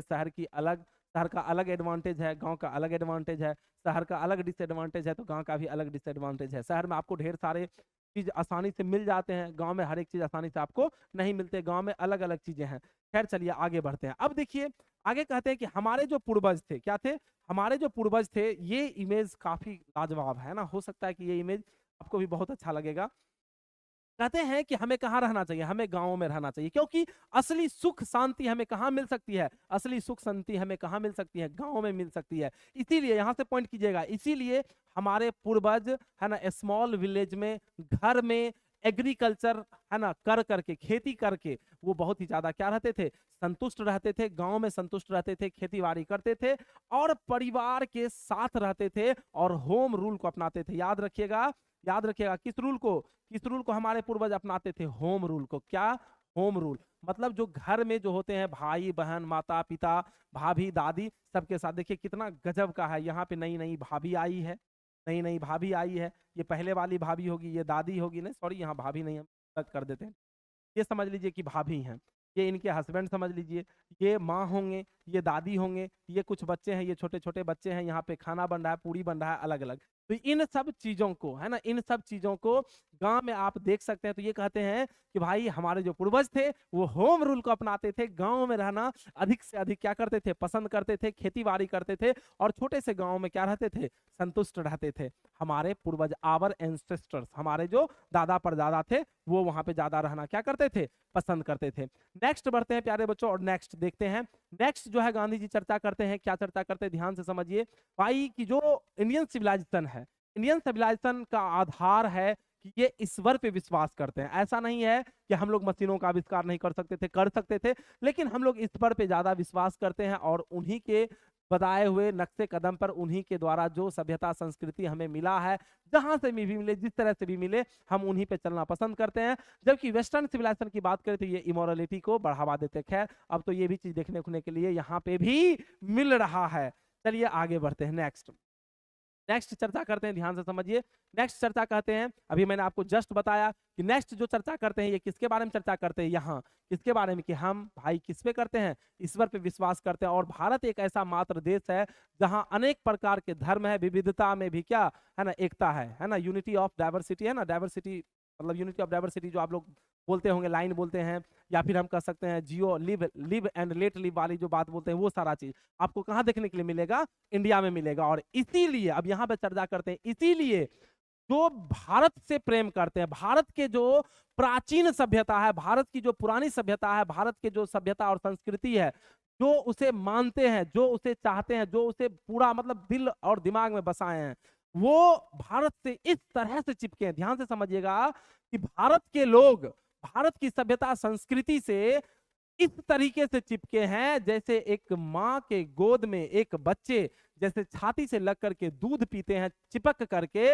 उसी तरह से भारत को मानने वाले, भारत को चाहने वाले, भारत की सभ्यता को मानने वाले, भारत के संस्कृति को मानने वाले, वो उसी समान है ना चिपके हुए, जैसे एक बच्चे माँ के गोद में लग करके छाती से दूध पीते हैं, उसी तरह से चिपके हुए हैं भारत की सभ्यता और संस्कृति को मानने वाले। चलिए प्यारे बच्चों आगे बढ़ते हैं। नेक्स्ट अब बढ़ते हैं और जानते हैं नेक्स्ट क्या कहते हैं। कहते हैं गांधी जी चर्चा करते हैं कि भाई ऐसा नहीं है कि हम लोग मशीनों का आविष्कार नहीं कर सकते हैं, है ना, इन सब चीजों का आविष्कार नहीं कर सकते हैं, बिल्कुल कर सकते हैं, लेकिन हम इन सब चीज़ों से दूर रहना चाहते हैं, क्योंकि यदि हम इनका आविष्कार करेंगे, इनका अधिक यूज़ करेंगे, तो हम लोग आलसी बन जाएँगे और हमें ढेर सारे प्रकार के रोग हो जाएँगे और हम बीमार पड़ जाएँगे। और अभी वो चीज़ देखने के लिए मिलता है, जैसे कि कौन-सा बीमारी होता है? आप सबको पता है, चीनी का बीमारी होना आम बात है। तो इसलिए हम इन सब चीज़ों का मतलब कोई मतलब ही नहीं है ना, और इतना कितना आए सभ्यता, कितना गए, लेकिन हम अपनी सभ्यता पर आज भी कहीं न कहीं अडिग हैं। और कुछ ना कुछ तो खास बात है इस हिंदुइज़्म में, वहाँ पे चर्चा किया गया एकदम बज़ब्ते कि कुछ ना कुछ तो खास बात है, तभी तो आज भी ये सभ्यता अपनी नींव पे क्या है? टिका है। चलिए नेक्स्ट आगे बढ़ते हैं, क्योंकि जो वेस्टर्न सिविलाइजेशन है वो पदार्थों का क्या करते हैं? पूजा करते हैं। ये जो है वेस्टर्न सिविलाइजेशन जो है ये किसकी पूजा करता है? ये पदार्थों का क्या करते हैं? पूजा करते हैं। नेक्स्ट यदि हम चर्चा करें प्यारे बच्चों, नेक्स्ट अब आपके सामने जो स्लाइड आ रहा है, ये रोम के बारे में और ये गिब्बन के बारे में ये एसोसिएटेड है, इसको याद रखिएगा, ये ऑब्जेक्टिव में वहां पे भी आपको आएगा। और एक और बहुत ही बेहतरीन बात बोलते हैं गांधी जी, क्या बोलते हैं कि भाई हमारा जो सभ्यता यानी हमारी जो सभ्यता है वो किस तरह की सभ्यता है? तो ये हमारी सभ्यता plane living and high thinking है, सिंपल लिविंग एंड क्या है? हाई थिंकिंग है, सादा जीवन उच्च विचार। और इसका एकदम जीता जागता बेहतरीन एग्जाम्पल है हमारे एपीजे अब्दुल कलाम, जिन्होंने ये साबित किया है कि भाई सादा जीवन उच्च विचार क्या होता है। जिंदगी जिया तो पूरे एकदम सादगी से जिया, सादगी से ना शादी किया भाई, अब हम ये नहीं कह रहे कि आप शादी नहीं कीजिए, शादी कीजिए, ना शादी किया ना घर बनाया, अपना पूरा जीवन समर्पित किया किसको? समाज को। और विचार जो थे वो हाई लेवल के थे, साइंटिस्ट वाले नहीं बल्कि साइंटिस्ट तो हैं ही, उस तरह का चीजें इन्होंने क्या किया? आविष्कार किए। तो जिंदगी जिया एकदम बिल्कुल सादा, लेकिन थिंकिंग जो रखे वो बहुत ही टॉप लेवल के रखे। तो ये प्यारे बच्चों अभी तक जो मैंने चर्चा किया, ये सारी चर्चा जो मैंने अभी तक जो किया, ये सारा चर्चा क्या था? एक संक्षिप्त में, और मुख्य मुख्य चीजों को मैंने क्या बताया जो कि आपके चैप्टर से एकदम रिलेट्स करते हैं। और फिर भी कुछ रह जाए, कुछ थोड़ी बहुत रह जाए, तो उसके लिए मैंने क्या किया? इस चैप्टर का मेन पॉइंट को ही मैंने क्या किया है? उठा लिया है। तो अब आ जाइए यहाँ पे मेन पॉइंट पे हम क्या करेंगे? चर्चा करेंगे। प्यारे बच्चों जरूर बताइएगा कि कैसा क्लास लग रहा है, और चैनल को जरूर सब्सक्राइब कर लीजिएगा, क्योंकि यहाँ पे बहुत कुछ आपको खास मिलने वाला है। कमेंट्स नहीं रुकना चाहिए, यदि मैं दिल से पढ़ा रहा हूं तो नीचे जरूर कमेंट्स आना चाहिए कि मैं कैसा पढ़ा रहा हूं, क्योंकि उससे एनर्जी मिलता है, नेक्स्ट क्लास के लिए मोटिवेशन मिलता है। जैसे होता है ना कि आप लोग मोटिवेट होते हैं, तो आप लोग के कमेंट्स से मैं मोटिवेट होता हूं, तो और देखते हैं कि आप लोग कितना मुझे मोटिवेट करते हैं अपने कमेंट्स के माध्यम से। जरूर हर एक बच्चे जो भी यहाँ तक यदि देखे हैं, तो कहीं ना कहीं आप पढ़ने वाले स्टूडेंट हैं, आप एकदम पढ़ाई को अपना बेहतर बनाना चाह रहे हैं, तो जरूर नीचे कमेंट्स जरूर कीजिएगा कि यस सर, मतलब यस सर नहीं, मतलब जरूर लिखिएगा कमेंट्स कि हाँ सर आपका मतलब पढ़ाने का तरीका या इस तरह से आप पढ़ा रहे हैं, इस तरह से बता रहे हैं, तो मुझे बहुत अच्छा लग रहा है। जरूर एक रिव्यू नीचे जरूर दीजिएगा। चलिए आइए फटाफट चीजों को हम लोग समझते हैं। ये सब चीज तो हम लोग ऊपर में चर्चा कर ही लिए थे। इसके अलावा मुख्य चीज याद रखेगा, ये ही जहां पे भी आएगा ये महात्मा गांधी है। क्या है? याद रखेगा, ये ही जहां पे भी आएगा याद रखेगा ये क्या है? महात्मा गांधी है। ठीक है, याद रखिएगा। तो कहते हैं कि गांधी जी के अपने बारे में चर्चा करते हैं, गांधी जी के बारे में चर्चा करते हैं कि गांधी जी एक नेता से अधिक है ना, एक पॉलिटिशियन से अधिक वे कैसे नेता थे? स्पिरिचुअल लीडर थे। याद रखिएगा, स्पिरिचुअल का मतलब होता है आध्यात्मिक। वे आध्यात्मिक है ना अधिक थे, एक नेता से ज्यादा वे क्या थे? आध्यात्मिक नेता अधिक थे। आगे इसके बारे में मैंने चर्चा कराया ही था कि ये एक प्रकार का ऐसे है, और इसे रिटर्न करने का काम कौन किए हैं? महात्मा गांधी किए हैं। जन्म के भी बारे में मैंने चर्चा कर दिया था, मरण के भी बारे में मैंने शुरू में ही चर्चा कर दिया था। गांधी जी बहुत ही ज्यादा फेमस है, मैंने आपको बताया था फादर ऑफ नेशन और बापू, राष्ट्रपिता और बापू के नाम से काफी ज्यादा फेमस थे। उन्होंने गांधी जी ने मुख्य हथियार के रूप में ट्रूथ को यूज किया था, सत्य को, और नॉन वायलेंस को मुख्य हथियार बनाया था अंग्रेजों के खिलाफ। और उनका जो फेमस ऑटोबायोग्राफी था जिसका नाम था माई एक्सपेरिमेंट विथ ट्रूथ, ये सारे मटेरियल बाबू आपको पैनल पीडीएफ भी मिल जाएगा और A4 साइज नोट्स भी मिल जाएगा, वो भी बिल्कुल फ्री। तो आपको कुछ नहीं करना है, ज्ञान बिंदु जीएस एकेडमी एप्लीकेशन को डाउनलोड कर लेना है। ओके, चलिए नेक्स्ट बढ़ते हैं, प्यारे बच्चों, आइए समझते हैं। नेक्स्ट है, उन्होंने ढेर सारे आर्टिकल्स बोले तो लेख लिखने का काम किया, किसके लिए? यंग इंडिया के लिए। भी मैंने चर्चा किया था, क्या था ना, ये एक पत्रिका था जो गांधी जी लिखते थे। इसके अलावा हमारे जो दादा परदादा थे, अभी भी मैंने चर्चा किया था कि ये कहाँ ज्यादा संतुष्ट थे, तो ये स्मॉल विलेज में, है ना। याद रखना, ये सब के सब पॉइंट अभी ऑब्जेक्टिव आपका बनने वाला है। और ये simple living and high thinking, ये वेस्टर्न फिलोसफर का एक प्रोवर्ब था, याद रखिएगा। वेस्टर्न फिलोसफर मतलब पश्चिमी जो दार्शनिक थे, वो उन्होंने इस लाइन को लिखा था, लेकिन इनका हम लोग बस बखूबी से बहुत ही अच्छे तरीके से यूज करते हैं। कहाँ पे? अपने भारत में। Simple living, plane living and high thinking. Okay, चलिए, और ये सूट बैठता है किस पे? इंडियन सिविलाइजेशन पे। आगे बात करें स्पिरिचुअल लीडर के बारे में मैंने चर्चा कर ही दिया था। अब देखिए यहाँ पे इसी के बारे में मैंने बताया था, ये एक मिस्र के राजा है ना, फिरोज क्या है, एक मिस्र के शासक थे, याद रखना है, राजा थे, और इनकी भी सभ्यता, संस्कृति और ताकत क्या हो चुका था, मिट चुका था। क्योंकि भाई सभ्यता का बात ही कुछ और था। पहले के जमाने में जो डॉक्टर होते थे, वकील होते थे, वो लूटने का काम नहीं करते थे लोगों को, है ना, मतलब सब चीज जो जनरल चीज थे वो घर में ही हम लोग क्या सुलझा लेते थे। आज तो लूटने का काम कुछ एकदम पूरे लूट लेते हैं। खाली डॉक्टर के पास जाइए, बोलिएगा पेट में दर्द कर रहा है, इसका लगता है किडनी खराब हो गया जी, पेट फाड़ के निकाल लो, तुरंत निकाल लेता है। सिविलाइजेशन का मतलब क्या होता है, मैंने आपको बताया था कि ये एक विकास को दर्शाता है, एक मनुष्य को, मानव जाति को आगे बढ़ने के लिए सिखाता है कर्तव्य के रास्ते पर। और इंडिया की ग्लोरी क्या है, इंडिया की वैभवता क्या है, तो भाई इंडिया की ग्लोरी वैभवता क्या है, सभ्यता। और हमारी जो सभ्यता है वो क्या है, वो इमोवेबल है, ये बदलने वाला बिल्कुल भी नहीं है, ये अचल है, दृढ़ है पूरी तरह से। चलिए नेक्स्ट चलते हैं बाबू, नेक्स्ट आगे बढ़ते हैं। और इसमें कुछ था क्या, हाँ था, यहाँ पे लास्ट में था, और ये बहुत ही इंपॉर्टेंट, ये बहुत ही important. Our ancestor enjoy true home rule, हमारे जो पूर्वज थे वो होम रूल को बहुत ही अच्छे तरीके से एंजॉय करते थे प्यारे बच्चों। ओके चलिए नेक्स्ट बढ़ते हैं। नेक्स्ट हम लोग के सामने जो है नेक्स्ट लाइन यहाँ पे है प्यारे बच्चों, कि माइंड जो है वो हमारा क्या है, एक रेस्टलेस वर्ड है, बेचैन पक्षी है। और इस तरह से लाइन दे देगा और कहेगा ये लाइन किस चैप्टर से लिया गया है, तो याद रखिएगा ये लाइन किस चैप्टर से लिया गया है, इंडियन सिविलाइजेशन एंड कल्चर से लिया गया है, महात्मा गांधी के द्वारा। मॉडर्न सिविलाइजेशन, हमने आपको बताया था कि मॉडर्न सिविलाइजेशन किसको बढ़ावा देता है, ये पदार्थों की पूजा है। किसकी पूजा है, मॉडर्न सिविलाइजेशन, जो आधुनिक, जो आप खोज देख रहे हैं, आधुनिक चीजों का जो हम यूज कर रहे हैं, जैसे कि लोग कार के लिए पागल है, फ्रिज लगाने के लिए पागल है, अलग अलग चीजों के लिए लोग क्या है, पागल है। तो मॉडर्न सिविलाइजेशन ये भाई वर्शिप करता है, पदार्थों की पूजा करता है, याद रखिएगा हमेशा। और हमारे जो पूर्वज थे उन्होंने देखा था कि बड़े बड़े शहरों में जालसाजी होते हैं और वहां पे ठीक ठाक लोग, मतलब विचार के ज्यादा नहीं मिलते हैं, इसलिए हमें शहरों में नहीं रहना चाहिए, क्योंकि वहां पे प्रोस्टिट्यूशन होते हैं, वहां पे चोर डकैत डाकू ये सब भी देखने के लिए मिलते हैं। इंडियन सिविलाइजेशन का जो आधार है ये विश्वास करता है, बिलीफ इन क्या, गॉड, विश्वास है किस पे भाई, ईश्वर पे, ईश्वर भी मतलब ईश्वर पे विश्वास है।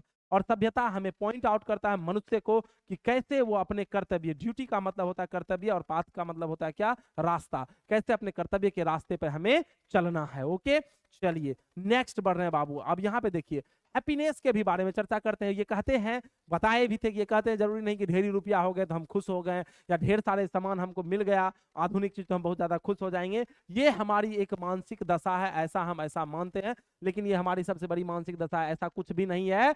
आप संतुष्ट रहें वही सबसे बड़ी क्या है, आपके लिए खुशी है। और हमारे पूर्वज हमें रोकते हैं भाई, किन चीजों के लिए हमें रोकते हैं, हमें रोकने का काम करते हैं हम लोग को, किस चीज से, तो जो भोग विलास वाली वस्तु है, भोग विलास वाली वस्तु मतलब जो लग्जरियस कार, ये वो बाइक फलना चिलना, मतलब लग्जरियस, मतलब भोग विलासत वाली जो चीजें हैं, है ना, उन सब चीजों से हमारे पूर्वज हमें रोकने का काम करते हैं, है ना। जिन चीज से हमें आनंद मिलती है, आनंद मतलब वस्तु से, जिस वस्तु से आनंद मिल रही है, जैसे हम कार चला रहे हैं, हमको बहुत आनंद आ रहा है, लेकिन वो हमारे लिए दुख का कारण बन जाएगा धीरे धीरे।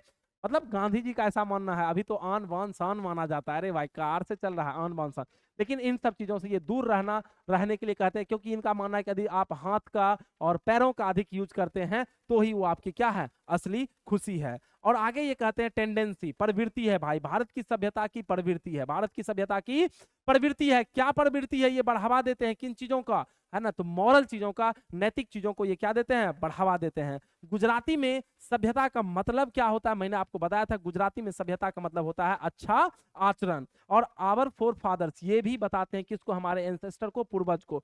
हमारे जो पूर्वज थे ऐसा नहीं था कि वो मशीनों का आविष्कार नहीं कर सकते थे, लेकिन वे जानते थे कि यदि हम इन सब चीजों का आविष्कार करेंगे तो हम लोग क्या बन जाएंगे, आलसी बन जाएंगे। ओके चलिए आगे अब बढ़ते हैं प्यारे बच्चों। गांधी जी का जो युग चला कब से कब तक, मैंने आपको बताया था 1915 से लेकर 1948 तक। और इसके अलावा हम लोग पे एक आरोप लगाया गया था कि भाई इंडिया पे एक चार्ज लगाया गया था, आरोप, चार्ज का मतलब आरोप लगाया गया था कि इंडिया के लोग जो होते हैं वो अनसिविलाइज्ड होते हैं, बेवकूफ होते हैं, लूर उर होता नहीं है, कोई चीज नए चीज को एक्सेप्ट नहीं करते हैं, ये सब गलत बात है। और गिब्बन के भी बारे में मैंने बताया था, ये इटली के बारे में, मतलब उनकी भी सभ्यता, उनकी कहानी के बारे में चर्चा किया गया है, वो सब भी खत्म हो चुका है। और लास्ट में गांधी जी कहते हैं ऐसा नहीं है कि मैं वेस्टर्न सिविलाइजेशन से नफरत करता हूं, इंडियन सिविलाइजेशन सूट करता है इंडिया वाले लोगों को, और वेस्टर्न कल्चर सूट करता है जो पश्चिम देश है उनके लिए, वो अपने जगह सही है, हम अपने जगह सही है। तो ये थे प्यारे बच्चों आपके सारे, संक्षिप्त में मैंने चर्चा किया था। अब यहाँ पे 25 क्वेश्चन मैं दे रहा हूँ और इस 25 क्वेश्चन से ऑन रिकॉर्ड कर लीजिए, अभी का भी रिकॉर्ड कर लीजिए। इस 25 क्वेश्चन से आपके बोर्ड एग्जाम में बाहर क्वेश्चन आने वाले नहीं है इस चैप्टर से। तो चलिए हो जाइए तैयार, फटाफट इसको हम लोग क्या कर लेते हैं, क्लियर कर लेते हैं। Okay, yes sir, yes sir, yes sir, clear कर लेते हैं। चलिए तो फटाफट हम लोग इसको क्लियर करते हैं। सबसे पहले यदि हम बात करें इंडियन सिविलाइजेशन एंड कल्चर, ये लिखा गया था भाई, किसके द्वारा लिखा गया था? तो आप सबको पता है कि महात्मा गांधी के द्वारा, और इनका आंसर भी आपको मिल जाएगा A4 साइज नोट्स में। तो हम फटाफट कराते चल जा रहे हैं और आप लोग भी करते चल जाइए। ओके, चलिए दूसरा, हाँ मतलब who was popularly known as Bapu. अरे यार ठीक है, किधर चल गया दूर, 2 नंबर का क्वेश्चन,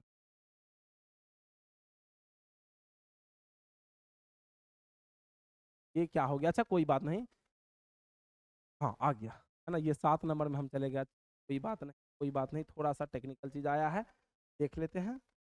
अ, अच्छा भाई चलिए, बस ऑब्जेक्टिव आ रहा है बाबू, चलिए आ गया है ना, आ गया। चलिए हम थोड़ा जल्दी जल्दी जो कर दिए ना इसलिए। उसके बाद बापू और फादर ऑफ नेशन के नाम से कौन प्रसिद्ध थे? मैंने आपको बताया था, तो इसका राइट आंसर क्या हो जाएगा प्यारे बच्चों? ए हो जाएगा। मैंने ये सब चीज के बारे में आपको बता दिया था। अगला है प्यारे बच्चों कि गांधी जी का जन्म कब हुआ था? तो गांधी जी का जन्म कब हुआ था? मैंने आपको बताया था 2 अक्टूबर 1869 को हुआ था। फिर अगला क्वेश्चन नंबर 4 आते हैं प्यारे बच्चों। 4 नंबर क्वेश्चन में क्या कहता है, देखते हैं 4 नंबर क्वेश्चन को। ये भाई बंद क्यों गया है, रुकने का काम नहीं करना है, ये 7 नंबर के क्वेश्चन पे आकर के आगे बढ़ जाते हैं। कोई बात नहीं, मजाक कर रहा है, हम देख लेते हैं मजाक ये क्यों कर रहा है। बड़े बड़े शहरों में छोटी छोटी बातें कभी कभी हो जाती है। चलिए भाई निकल जाओ यार, है ना। चलिए 7 नंबर क्वेश्चन में इसको हम देख लेते हैं पहले, आखिर इसमें समस्या क्या है भाई, क्यों ऐसा आ रहा है, क्यों ऐसा आप बार बार कर रहे हैं मेरे साथ, मेरे बच्चे गुस्सा जाएंगे। चलिए 4 नंबर के प्रश्न हम लोग देख लेते हैं प्यारे बच्चों। 4 नंबर प्रश्न में ये ब्लैंक आ जाते हैं, 5 नंबर में भी ये ब्लैंक आ रहे हैं, लेकिन 4 नंबर का वहाँ पे A4 साइज में आपको मिल जाएगा। 4 नंबर का क्वेश्चन कह रहा है कि मृत्यु कब हुआ था? तो 30 जनवरी 1948 को हुआ था। महात्मा गांधी नेता से ज्यादा वे क्या लगते हैं, क्या स्पिरिचुअल लीडर लगते हैं? और गांधी जी का मुख्य हथियार क्या था? तो ट्रूथ और क्या थे, नॉन वायलेंस थे, ये याद रखिएगा। चलिए यहाँ से हम लोग करते हैं स्टार्ट। श्री गणेशाय नमः। कितने नंबर से? 7 नंबर से। कितने नंबर से प्यारे बच्चों? 7 नंबर से करते। चलिए भाई 7 नंबर, 7 नंबर से स्टार्ट करते हैं क्वेश्चन। चलिए आगे बढ़ते हैं। चलिए भाई काहे तुम इतना तकलीफ दे रहे हो हम लोग को, है ना, तो को इतना तकलीफ मत दीजिए महाराज जी। चलिए हम इसको कट ही कर देते हैं, क्या कर देते हैं, कट ही कर देते हैं। ओके चलिए, बहुत बढ़िया सर, बहुत बढ़िया। ये थोड़ी चीजें आ गई है, कोई बात नहीं, कोई बात नहीं, कोई बात नहीं, है ना, कोई बात नहीं। चलिए भाई ऐसा क्यों कर रहे हो मेरे साथ, ऐसा क्यों हो रहा है ना, कुछ भी नहीं हो रहा है, ये कुछ भी नहीं होने दे रहा है। क्या नहीं होने दे रहा है? कुछ भी नहीं होने दे रहा है ना। चलिए हम इसको भी कुछ भी नहीं होने दे रहे हैं। तो देखिए हम एक चीज हमको बार बार बोलेंगे कि जो भी क्वेश्चन आपके हैं, जो भी आपके क्वेश्चन हैं, उसमें कहीं कोई समस्या आपका आने वाला नहीं है। चलिए इस क्लास में थोड़ी सी टेक्निकल समस्या आया है, लेकिन इसका मतलब ये नहीं कि बड़े बड़े शहरों में छोटी छोटी बातें होती रहती है। हम जस्ट फिर अभी जस्ट आपको ये क्वेश्चन मैं दे रहा हूं, और तब तक मैं और एक मजेदार चीज, जब तक मैं ये ओपन हो रहा है तब तक मैं और कुछ मजेदार चीज मैं आपको बता देता हूं, ठीक है। गांधी जी इसमें एक चीज का और चर्चा करते हैं, एक चीज का और जिक्र करते हैं। क्या जिक्र करते हैं? कि जो पश्चिम के लोग हैं, क्या है, जो पश्चिम के लोग हैं, उन्होंने बहुत राज किया, इधर उधर बहुत राज किया, हम लोग के देश में भी आए, बहुत लंबे समय तक रुके भी। अंग्रेज की मैं बात कर रहा हूँ, है ना, बहुत लंबे समय तक रुके भी। लेकिन एक चीज है जो वो नहीं कर पाया हम लोग से। नहीं कहने का मतलब जैसे कि लंबा समय यदि हम किसी पे शासन कर रहे हैं तो उसको हम लोग अपने हिसाब से चीजों में ढालते हैं, लेकिन वो आज तक हमारी सभ्यता को बिल्कुल भी बदल नहीं पाया, बिल्कुल भी ढाल नहीं सका, बल्कि हम लोग जैसे थे वैसे ही रहे, वो हम लोग को बिल्कुल भी बदल नहीं पाया। लेकिन हम लोग जरूर उन लोगों को क्या किए हैं, बदलने का क्या किए हैं, काम किए हैं। अब कहिएगा कि सर हम लोग उनको बदलने का क्या काम किए हैं? आजकल जो है हम लोग क्या कर रहे हैं, उनकी सभ्यता को यहाँ रह करके अपना रहे हैं, और वो जो है हम लोग की सभ्यता अपना रहे हैं। उस समय नहीं बदल पाया हम लोग को, लेकिन आज क्या है कि अच्छा देखने के चक्कर में, अच्छा करने के चक्कर में आज हम लोग के साथ ये सारा चीज हो रहा है ना। आज हम लोगों के बीच ये सारी चीज दिखने के लिए मिल रहा है। तो गांधी जी का ऐसा मानना था कि देखो भाई, यदि हम इस सभ्यता को मानते, किस सभ्यता को, जो मॉडर्न सभ्यता को यदि हम अपनाते हैं तो हम अपने नींव को खो देंगे, हम अपने हर एक चीज को खो देंगे। क्योंकि भाई ये जो मॉडर्न सिविलाइजेशन है ये पदार्थों की पूजा। और एक याद रखिएगा, यहाँ पे वर्शिप का मतलब होता है पूजा। याद रखिएगा, वर्शिप का मतलब क्या होता है? पूजा। और एडोर का भी मतलब क्या होता है? पूजा। ये दोनों सिनोनिम्स भी आपसे क्या किया जा सकता है? पूछा जा सकता है। और एग्जाम में कई बार एक चीज और भी पूछा गया है, इमोवेबल। इमोवेबल का स्पेलिंग पूछ लेता है, स्पिरिचुअल का स्पेलिंग पूछ लेता है। तो ये भी चीज आपको भूलना नहीं है, ये भी आपको याद रखना है। ओके, ये चीज भूलने की काम बिल्कुल भी नहीं कीजिएगा। अब देखिए, एक चीज था उस समय हम चर्चा नहीं किए थे, किसके बारे में? फेनेटिक मैन, जो नाथूराम गोडसे के बारे में चर्चा किया गया था कि गांधी जी जो हत्या किया गया था वो क्यों किया गया था। तो बहुत लोगों का अलग अलग मत है। जब पाकिस्तान का क्या हुआ, बंटवारा हुआ, तो ये सारा चीज जो है देखने के लिए मिला। और नाथूराम गोडसे चाह रहे थे कि भाई जो हिंदू है वो यहीं रहेंगे और जो मुस्लिम समुदाय के लोग हैं वो पाकिस्तान चले जाएंगे। लेकिन ये पॉसिबल था ही नहीं, ना तो ये प्रैक्टिकल पॉसिबल था और ना ही ये पेपर वर्क करने के बाद भी क्या थे? पॉसिबल थे। तो बिल्कुल थे ही नहीं। तो गांधी जी का ये बिल्कुल कदापि ये मन नहीं था कि हमारे देश का क्या हो? बंटवारा हो, दो भागों में ये बटे, बिल्कुल नहीं। ये जिन्ना का क्या था? जिन्ना का बहुत ही ज्यादा ये क्या मतलब जिद था कि देश बटे। और इसमें अंग्रेज का भी बहुत बड़ा योगदान था कि ये मतलब 1200 हाँ 1906 नहीं 1206 ईस्वी में, सॉरी 1906 ईस्वी सब में ही शायद मुस्लिम लीग का ये क्या कर दिए थे? स्थापना कर दिए थे कि भाई मुस्लिम लीग का क्या कर दो? स्थापना कर दो। जो मुस्लिम लोग होंगे है ना, उनको दिमाग में ये डाल देना है कि भाई तुम्हारा ये देश नहीं है और इस चीज में कहीं ना कहीं हम लोग क्या हो जाएंगे? सफल हो जाएंगे। तो सब दिन झगड़ा होते रहेगा। और कहीं ना कहीं ये चीज देखने के लिए मिला। ये सफल भी हुआ, ये सफल भी हुआ। किसको सफलता मिली? किसको सफलता मिली? अंग्रेज को सफलता मिली। आज देखिए वही सारा चीज हो रहा है। तो ये जो अंग्रेज थे वो बहुत ही ज्यादा क्या थे? तेज तरार थे इन चीज को लेकर के। तो नाथूराम गोडसे को क्या मन में आया, वैसा विचार आया है ना, ये तो भगवान ही जाने। ये सुबह सुबह गांधी जी जो है निकलते हैं पूजा करने के लिए। प्रार्थना के ही समय जो है उनको क्या गोली मार करके गन से क्या कर देते हैं? उनकी हत्या कर देते हैं। किसको? गांधी जी को क्या मार दिया जाता है? वो बोला जाता है कि यहाँ पे 3 गोली मारा गया था। कितने गोली? 3 गोली क्या किया गया था? मारा गया था। ठीक है, ये सारा चीज है। तो चलिए, थोड़ी सी चीजें टेक्निकल जब तक आ रही थी तब तक हमने क्या किया? आपको सारा चीज बता भी दिया, ए टू चीज हम आपको समझा भी दिए, सारे चीज हम आपको है ना क्लियर भी कर दिए कि जो आपके मन में चीज चल रहा था। तो आइए अब हम लोग जो है क्या करते हैं, क्वेश्चन जो था हम लोग का ऑब्जेक्टिव, वहां से हम लोग ऑब्जेक्टिव को क्या करते हैं? पढ़ाते हैं। चलिए भाई, कोई बात नहीं, कभी कभी चीजें ऐसी आ जाती है। तो बड़े बड़े शहरों में है ना छोटी छोटी बातें होते रहती है, उसके लिए सोचने की जरूरत नहीं है। हम हैं तो फिर क्या गम है। चलिए प्यारे बच्चों, आगे बढ़ते हैं। क्या करते हैं? आगे बढ़ते हैं और चीजों को समझते हैं। किधर गया जी? यहाँ पे है जी। चलिए सर, हम यहाँ पे हैं तो हम इसको लेते हैं निकाल। किने गया, किने गया, किने गया, किने गया, किने गया, यहाँ पे है, यहाँ है। चलिए भाई, डाउनलोड में आ जाइए। तो हम हटा देते हैं। डाउनलोड में किधर गए, किधर गए? यहाँ कल्चर। चलिए भाई, निकल जाइए आप लोग। चलिए, हो गया, ओके। चलिए भाई, ये हो गया, ये हो गया। ठीक है, चलिए यहाँ पे आ गए हम लोग।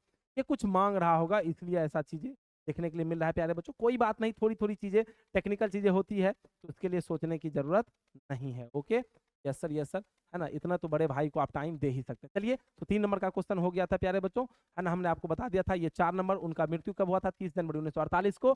5 नंबर क्वेश्चन हम लोग देखते हैं। स्पिरिचुअल लीडर थे महात्मा गांधी, नेता से ज्यादा वे क्या थे? आध्यात्मिक नेता अधिक थे। इसके अलावा गांधी जी मुख्य हथियार के रूप में यूज करते थे सत्य और अहिंसा, यानी ऑप्शन नंबर क्या हो जाएगा? डी हो जाएगा। इसके अलावा महात्मा गांधी जो अपना मुख्य हथियार के रूप में अंग्रेजों के खिलाफ क्या किए थे? यूज किए थे, वो सत्य और क्या थे? अहिंसा थे। तो किसके खिलाफ किए थे? तो ब्रिटिश जो शासक थे उनके खिलाफ। ऑप्शन क्या हो जाएगा? सी हो जाएगा। और ये इंडिया को आजादी कब मिली थी? 1947 को। तो इसमें तो ऑप्शन ही नहीं है, तो ऑप्शन क्या हो जाएगा? डी हो जाएगा। माई एक्सपेरिमेंट विथ ट्रूथ, ये क्या किया गया था? रिटन किया गया था। किसके द्वारा किया गया था? तो महात्मा गांधी के द्वारा किया गया था। गांधी जी जो है अपनी उनकी जो दबदबा रही थी कब से कब तक रहा था? 1915 से लेके 1900 कितना 1948 तक इनका क्या रहा? दबदबा रहा। इसके अलावा यंग इंडिया जो पत्रिका थे, ये लिखने का काम कौन करते थे? तो भाई महात्मा गांधी करते थे। इसके अलावा महात्मा गांधी ने ढेर सारे आर्टिकल लिखे थे, किस चीज के लिए? यंग इंडिया के लिए। तो ऑप्शन क्या हो जाएगा? डी हो जाएगा। फिर इन्होंने नाम पूछा गया है कि महात्मा गांधी का फुल नेम क्या था? तो मोहनदास करमचंद गांधी था। तो मोहनदास करमचंद गांधी, ऑप्शन बी हो जाएगा। इस ऐसे में गांधी जी चर्चा करते हैं किसके बारे में? सभ्यता और संस्कृति के बारे में चर्चा करते हैं। यह जो इंडियन सिविलाइजेशन कल्चर है ये क्या है, तो ये एक उद्धरण है और ये एक क्या है, ऐसे है उद्धरण मतलब लिया गया है कहीं से, ठीक है। तो चलिए कहाँ से लिया गया था, तो मैंने आपको बताया ही था। इंडियन सिविलाइजेशन ये बढ़ावा देते हैं किस चीज को, मॉरल बीइंग को, तो ऑप्शन क्या हो जाएगा, बी हो जाएगा। और which civilisation not to be beaten, कौन सी सभ्यता जो कि पूरी दुनिया में बीटन नहीं किया जा सकता, प्रस्त नहीं किया जा सकता, सर ये कहने वाली चीज है, ऑप्शन सी हो जाएगा। Nothing can equal the seed sown by, है ना, कोई नहीं है ना बराबरी कर सकता जो बीज सोन मतलब बोया गया है किसके द्वारा, हमारे पूर्वजों के द्वारा, तो ऑप्शन क्या हो जाएगा, ए हो जाएगा।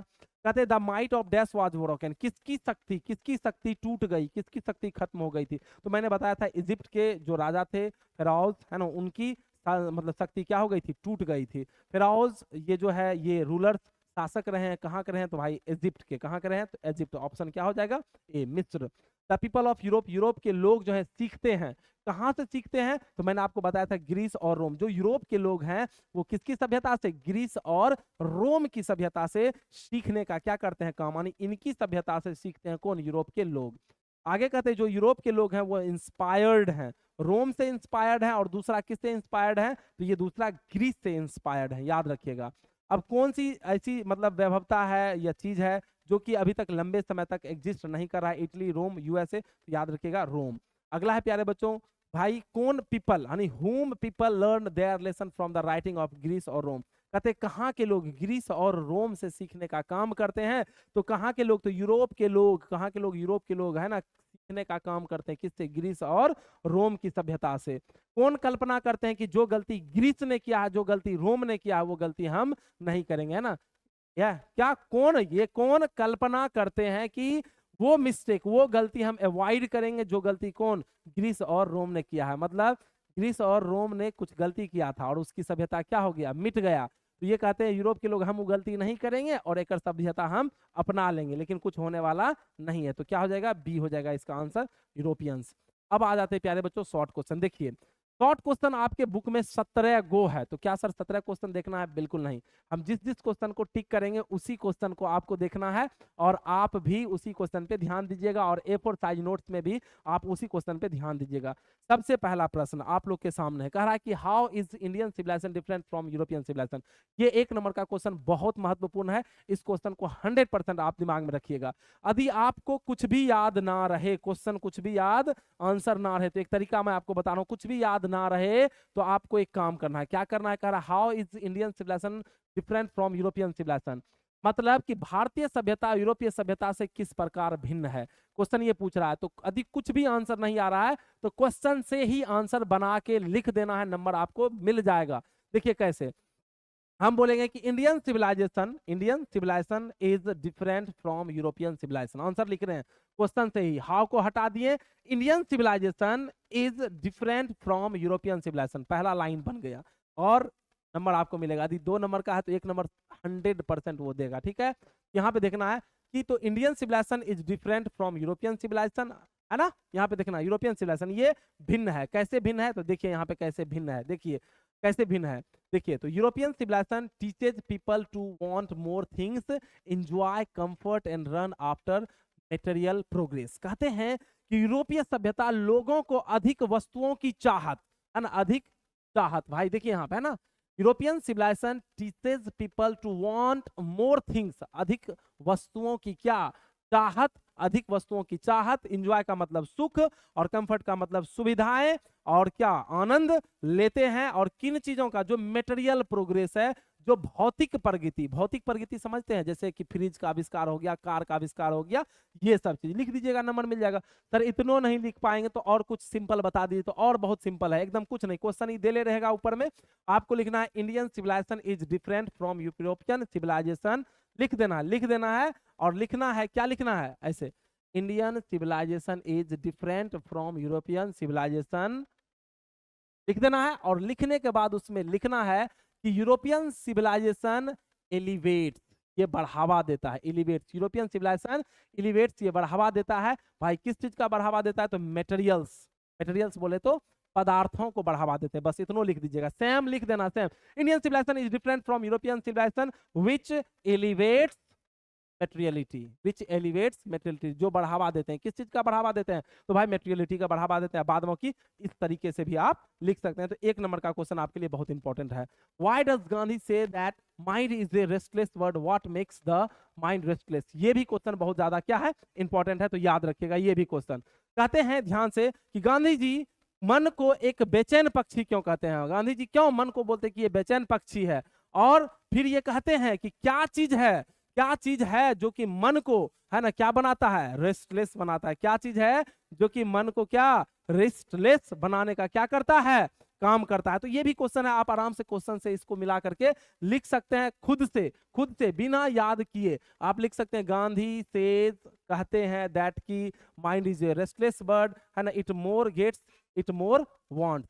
ये जितना अधिक पाता है उतना ही अधिक क्या करता है, चाहता है, और फिर भी ये असंतुष्ट रहते हैं।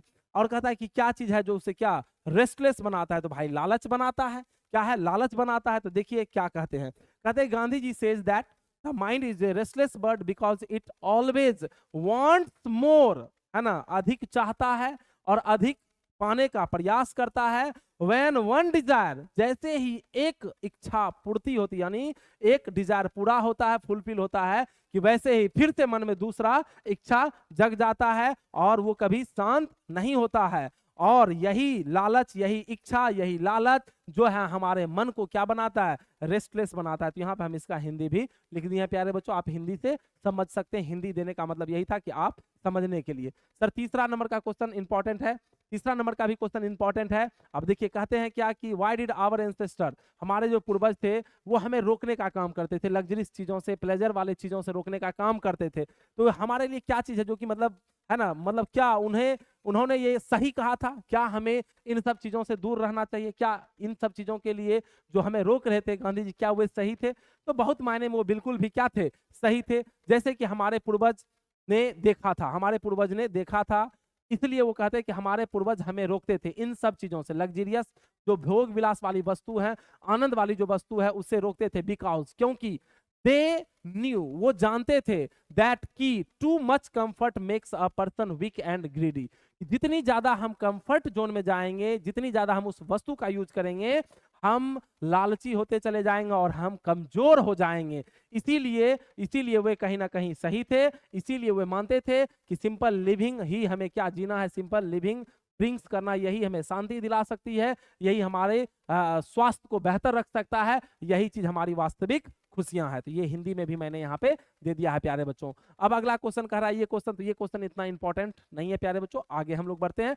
तब पर भी यदि आपको इस क्वेश्चन को करना होगा तो आप लोग देख लीजिएगा, लेकिन हम यहाँ पे पूरा कंप्लीट लेके आए हैं जो भी चीज है। अगला नेक्स्ट हम लोग आते हैं, उसी का ये हिंदी है प्यारे बच्चों। अगला है 5 नंबर का, ये पूछेगा how did our ancestor view large cities, मतलब हमारे जो पूर्वज थे, यानी हमारे जो पूर्वज थे, बड़े शहरों को किस नजरिए से देखते थे, मतलब शहर को किस नजरिए से देखते थे। Why were they satisfied with a small village, क्यों वो गांव में ही बहुत ही ज्यादा क्या थे, संतुष्ट थे। तो देखिए, our ancestor did not like large cities, हमारे जो पूर्वज थे वो बड़े शहरों को पसंद बिल्कुल भी नहीं करते थे, क्योंकि वे जानते थे, उनका ऐसा विचार था, क्योंकि वो जानते थे कि जो बड़े शहर है वहां पे ढेर सारे मतलब लालची टाइप के लोग रहते हैं, सेल्फिश टाइप के लोग रहते हैं, इसलिए वो गांव में ही रहना अधिक ज्यादा पसंद करते थे, क्योंकि वहां पे गैंग्स ऑफ थीव्स हो सकते हैं, वहां पे प्रोस्टिट्यूशन हो सकते हैं, तो इसलिए वो गांव में ही रहना पसंद करते थे। इसलिए वो अपने लाइफ को सिंपल और बहुत ही शांतिमय और बहुत ही एकदम प्रकृति के क्लोज रह करके जीने के लिए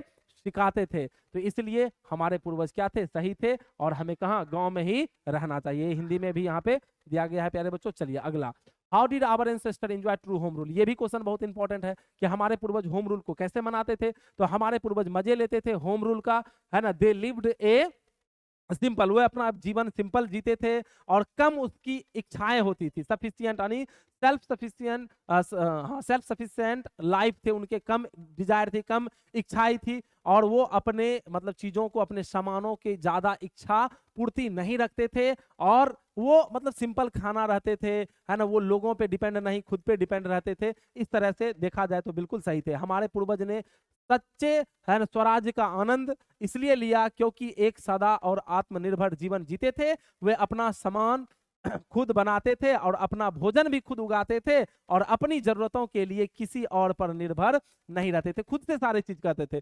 दे मेड देयर ऑन गुड्स, जो भी सामान थे खुद से बनाते थे, और देयर ऑन फूड्स, खुद से अपने भोजन को मतलब उगाते थे, है ना। ये दूसरों पर डिपेंड बिल्कुल भी नहीं रहते थे, ये खुद पे निर्भर रहते थे। चलिए अगला 7 नंबर का क्वेश्चन इंपॉर्टेंट है।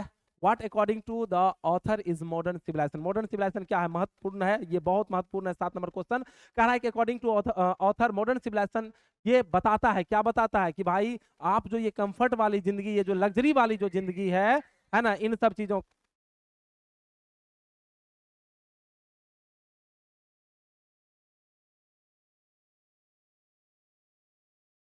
चलिए प्यारे बच्चों ठीक है, तो ये सब चीज जो है, जितने भी चीज आप देख रहे हैं, ये सारी चीज जो कंफर्ट वाली चीज है, जो लग्जरी चीज है, ये सारी चीज कहीं ना कहीं हमें क्या करता है, हमें कहीं ना कहीं मतलब दुविधाओं में, लालच के, और हमें क्या सेल्फिश बनाने का क्या करता है, काम करता है। तो इसलिए हमें मॉरल चीजों पर और स्पिरिचुअल चीजों पे हमें क्या निर्भर रहना चाहिए। तो लेखक के अनुसार आधुनिक सभ्यता लोगों को आराम और विलासिताओं में रहना सिखाती है। ये कौन, जो मॉडर्न सिविलाइजेशन है, यह उन्हें लालची, स्वार्थी और नैतिक व आध्यात्मिक मूल्यों को भूलने वाला क्या बनाती है। यानी कहने का मतलब जो मॉडर्न सिविलाइजेशन है वो बहुत सारे चीज, जैसे कि हमें कंफर्ट जिंदगी दे सकता है, लग्जरी दे सकता है, लेकिन साथ ही साथ वो हमें लालची भी बनाता है, वो सेल्फिश भी बनाता है, और क्या मतलब बहुत ही ज्यादा क्या, बहुत ही ज्यादा क्या, मॉरल और जो स्पिरिचुअल वैल्यूज होता है उनको ये घटाने का भी क्या करता है, काम करता है।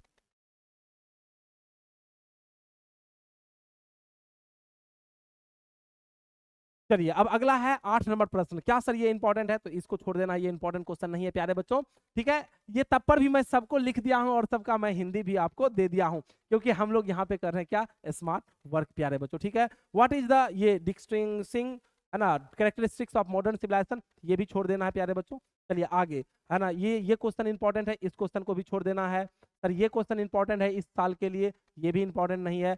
What does our civilization depend upon, ये भी क्वेश्चन छोड़ देना है प्यारे बच्चों। What civilization in the real sense of term, ये पिछले साल भी क्वेश्चन पूछा गया है, इस क्वेश्चन को भी आप छोड़ दीजिए। What do you know about Gandhi, Gandhi ji के बारे में आप क्या जानते हैं, ये क्वेश्चन नहीं पूछता है, कभी नहीं पूछा है।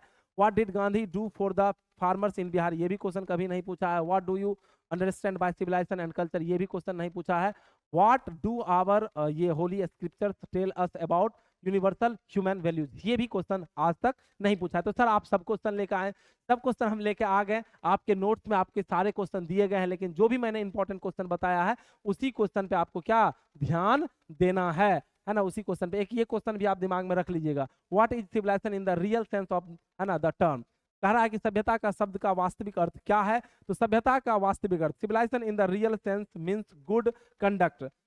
सभ्यता का वास्तविक अर्थ है कि अच्छा आचरण, सेल्फ कंट्रोल, और नहीं संयम, सेल्फ कंट्रोल का मतलब क्या, संयम होना चाहिए, एंड मॉरल लाइफ, और नैतिक जीवन जीना चाहिए। It teaches us to live simply, speak the truth and avoid greed and क्या, वायलेंस। यह हमें सादगी से जीना और सच बोलना और लालच व हिंसा से दूर रहना हमें सिखाता है। तो ये थे आपके क्या शॉर्ट क्वेश्चन। अब आ जाते हैं कहाँ पे प्यारे बच्चों, यहाँ पे नेक्स्ट क्वेश्चन, ये सब क्वेश्चन जो भी था ये कभी नहीं पूछा गया है। चलिए अब आते हैं हम लोग लाइन एक्सप्लेनेशन, ये 4 नंबर के आपके पूछे जाते हैं, तो लाइन एक्सप्लेनेशन को हम लोग देख लेते हैं। जैसे एक लाइन आपको दे देगा, क्या दे देगा, एक लाइन दे देगा और कहेगा, ये लाइन दे करके क्या कहेगा, ध्यान से समझिएगा, ये लाइन दे देगा और लाइन दे करके आपसे कहेगा, क्या कहेगा, ध्यान से समझिएगा, ये लाइन दे करके आपसे कहेगा, क्या कहेगा भाई, एक दे दिया line, mind is a restless bird, इस लाइन, इस पंक्ति को व्याख्या कीजिए कि ये पंक्ति कहाँ से लिया गया है और इस पंक्ति का मतलब क्या होता है बताइए। तो चलिए भाई हम इस पंक्ति का बताते हैं कि मतलब क्या होता है। ओके, इस पंक्ति का मतलब क्या होता है ये कह रहे हैं ना। चलिए चलिए यहाँ पे ध्यान से समझते हैं इस पंक्ति का मतलब। देखिए कह रहा है कि mind is a restless bird, मन जो है एक बेचैन पक्षी, ये लाइन दिया गया, इस लाइन का मतलब बताइए। तो देखिए हम पहला क्या लिखेंगे, सब में ये चीज जोड़ना है, सब में, दीज लाइन, है ना, यहाँ पे वैसे एक ही लाइन है तो यहाँ पे सिर्फ लाइन होगा, दीज लाइन, यहाँ पे लाइन कर लीजिएगा, दीज नहीं, दिस लाइन हैज कर लीजिएगा, this line has been taken from Indian civilisation and culture, it has been written by Mahatma Gandhi. This भी सही होगा, ऐसा नहीं है कि नहीं, क्योंकि ये अधूरा सेंटेंस है ना, पूरा इसमें mind is a restless bird करके पूरा सेंटेंस दिया हुआ रहता है उस हिसाब से, लेकिन एक ही सेंटेंस दिया है तो आप दिस लाइन हैज कर लीजिएगा। ओके, अगला कहते हैं ये सब में होगा, है ना, this line has been taken from Indian civilisation and culture, it has been written by Mahatma Gandhi. यह जो पंक्ति है लिया गया है इंडियन सिविलाइजेशन कल्चर से, और कहते हैं कि रिटन किया गया है किसके द्वारा, महात्मा गांधी के द्वारा।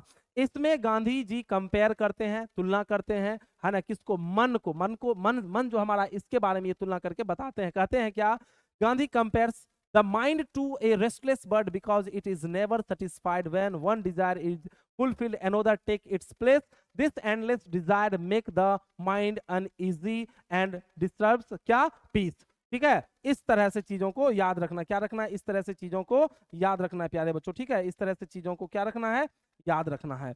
चलिए, तो यह पंक्ति भारतीय सभ्यता और संस्कृति से ली गई है। इन्हें महात्मा गांधी से ने लिखा है। गांधी मन की तुलना एक बेचैन पक्षी से करते हैं क्योंकि वह कभी संतुष्ट नहीं हो सकता। जब एक इच्छा पूरी होती है तो वह दूसरी इच्छा की चाह में लग जाती है और यह अंतहीन इच्छा मन को बेचैन करती है और ये कभी, है ना, सेटिस्फाइड भी नहीं हो सकता है, शांति भी नहीं हो सकता है। ओके, चलिए जी सर, चलिए बहुत बढ़िया, ठीक, चलिए आगे बढ़ते हैं।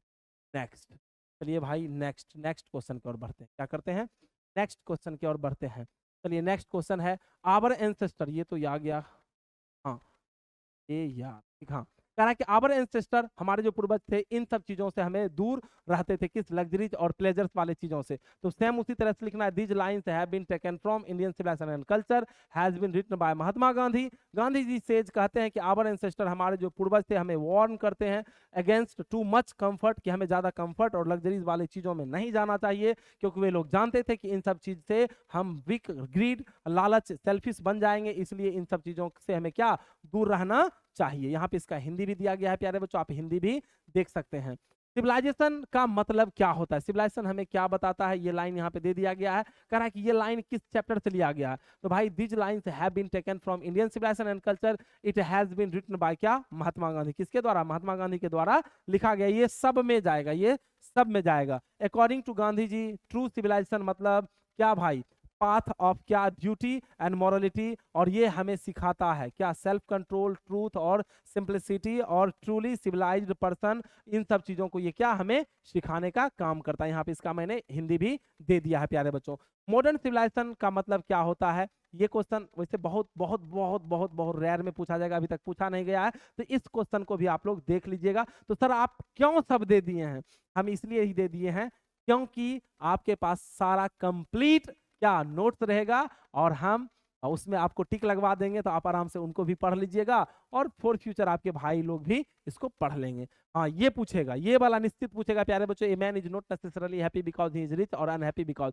अक्सर देखा गया है कि हम लोग का मानना है कि जो अमीर लोग होते हैं वो बहुत ज्यादा खुश होते हैं, जो गरीब होते हैं वो ना खुश होते हैं, है ना। ऐसा इस चीज की व्याख्या करें, ये पंक्ति की व्याख्या करें। तो ये लाइन जो लिया गया है इंडियन सिविलाइजेशन कल्चर से और लिखा गया है महात्मा गांधी के द्वारा। गांधी जी बतलाते हैं कि रियल हैप्पीनेस जो है वो डिपेंड नहीं करता है किस पे, वेल्थ पे, मतलब धन पे डिपेंड बिल्कुल भी नहीं करता है। जो रिच मैन होते हैं अक्सर देखा गया कि वो अनहैप्पी होते हैं और जो पुअर लोग होते हैं अक्सर देखा गया है कि वो खुशी हाल जिंदगी, शांतिपूर्ण अपनी जिंदगी को सिंपल तरीके से और ईमानदारी पूर्वक जीते हैं। चलिए अगला क्वेश्चन प्यारे बच्चों 5 नंबर का क्वेश्चन हो गया है। अब 5 नंबर क्वेश्चन होने के बाद अब हम लोग का क्या है, समरी। तो अब कहिएगा कि क्या सर समरी हमें बनाना चाहिए, क्या सर समरी को हमें करना चाहिए, क्या हमें समरी बनाना चाहिए। तो मैं आपको ये सलाह दूंगा कि समरी नहीं बनाना चाहिए। अब कहिएगा सर ऐसा क्यों कह रहे हैं कि समरी नहीं हमें बनाना चाहिए। देखिए मैं आपको बताता हूं प्यारे बच्चों कि समरी के बारे में मैं ऐसा क्यों कह रहा हूं। मैं समरी के बारे में ऐसा इसलिए कह रहा हूं, ध्यान से समझिएगा। समरी के बारे में मैं ऐसा इसलिए कह रहा हूं कि देखिए दो ऑप्शन हम समरी दे दिए हैं आपके नोट्स में, लेकिन दोनों समरी को आपको देखना नहीं, किसी समरी को याद करना नहीं है। सर ये तो आप अनर्थ वाली बात कर रहे हैं। देखिए आपके एग्जाम में प्यारे बच्चों मैचिंग टेस्ट आएगा, या तो आपको समरी बनाना है या तो आपको मैचिंग टेस्ट बनाना है। तो मैं आपसे यही रिक्वेस्ट करूंगा कि आपको समरी ना बना करके मैचिंग बनाना है, क्योंकि समरी में आपके नंबर कट सकते हैं लेकिन मैचिंग में आपके नंबर नहीं कट सकते। सर वो कैसे, तो मैचिंग में एक तरफ लेखक का नाम दिया रहेगा और एक तरफ चैप्टर का नाम दिया रहेगा, तो उसमें आपको केवल मिलान कर देना, क्या कर देना है, मिलान कर देना है, मिलान कर देना है, मिलान कर देना है। जबकि जबकि जबकि जबकि समरी में आपको लिखना पड़ेगा। तो ये थोड़ा सा आपके लिए क्रिटिकल होगा और कहीं ना कहीं थोड़ा सा भी मिस्टेक कीजिएगा ग्रामेटिकली तो उसमें भी नंबर काट लेगा। तो मैं आपसे यही सलाह दूंगा कि आप जो है समरी ना करें, आप क्या करें, मैचिंग। 10 नंबर का समरी भी पूछता है, 10 नंबर का मैचिंग भी। या तो आप समरी बनाइए या तो आप मैचिंग बनाइए। तो मैं आपसे ये रिक्वेस्ट करता हूं कि आपको मैचिंग बनाना है, और मैचिंग बड़ा आसान है, लेखक का नाम याद करना बहुत ही आसान होता है, तो इसलिए आप उसी को बनाइएगा प्यारे बच्चों। और बाद में कि आप मुझे जरूर कमेंट्स करके बताइएगा कि आज का ये क्लास कैसा रहा, और मिलते हैं नेक्स्ट क्लास में। सो तब तक के लिए टेक केयर,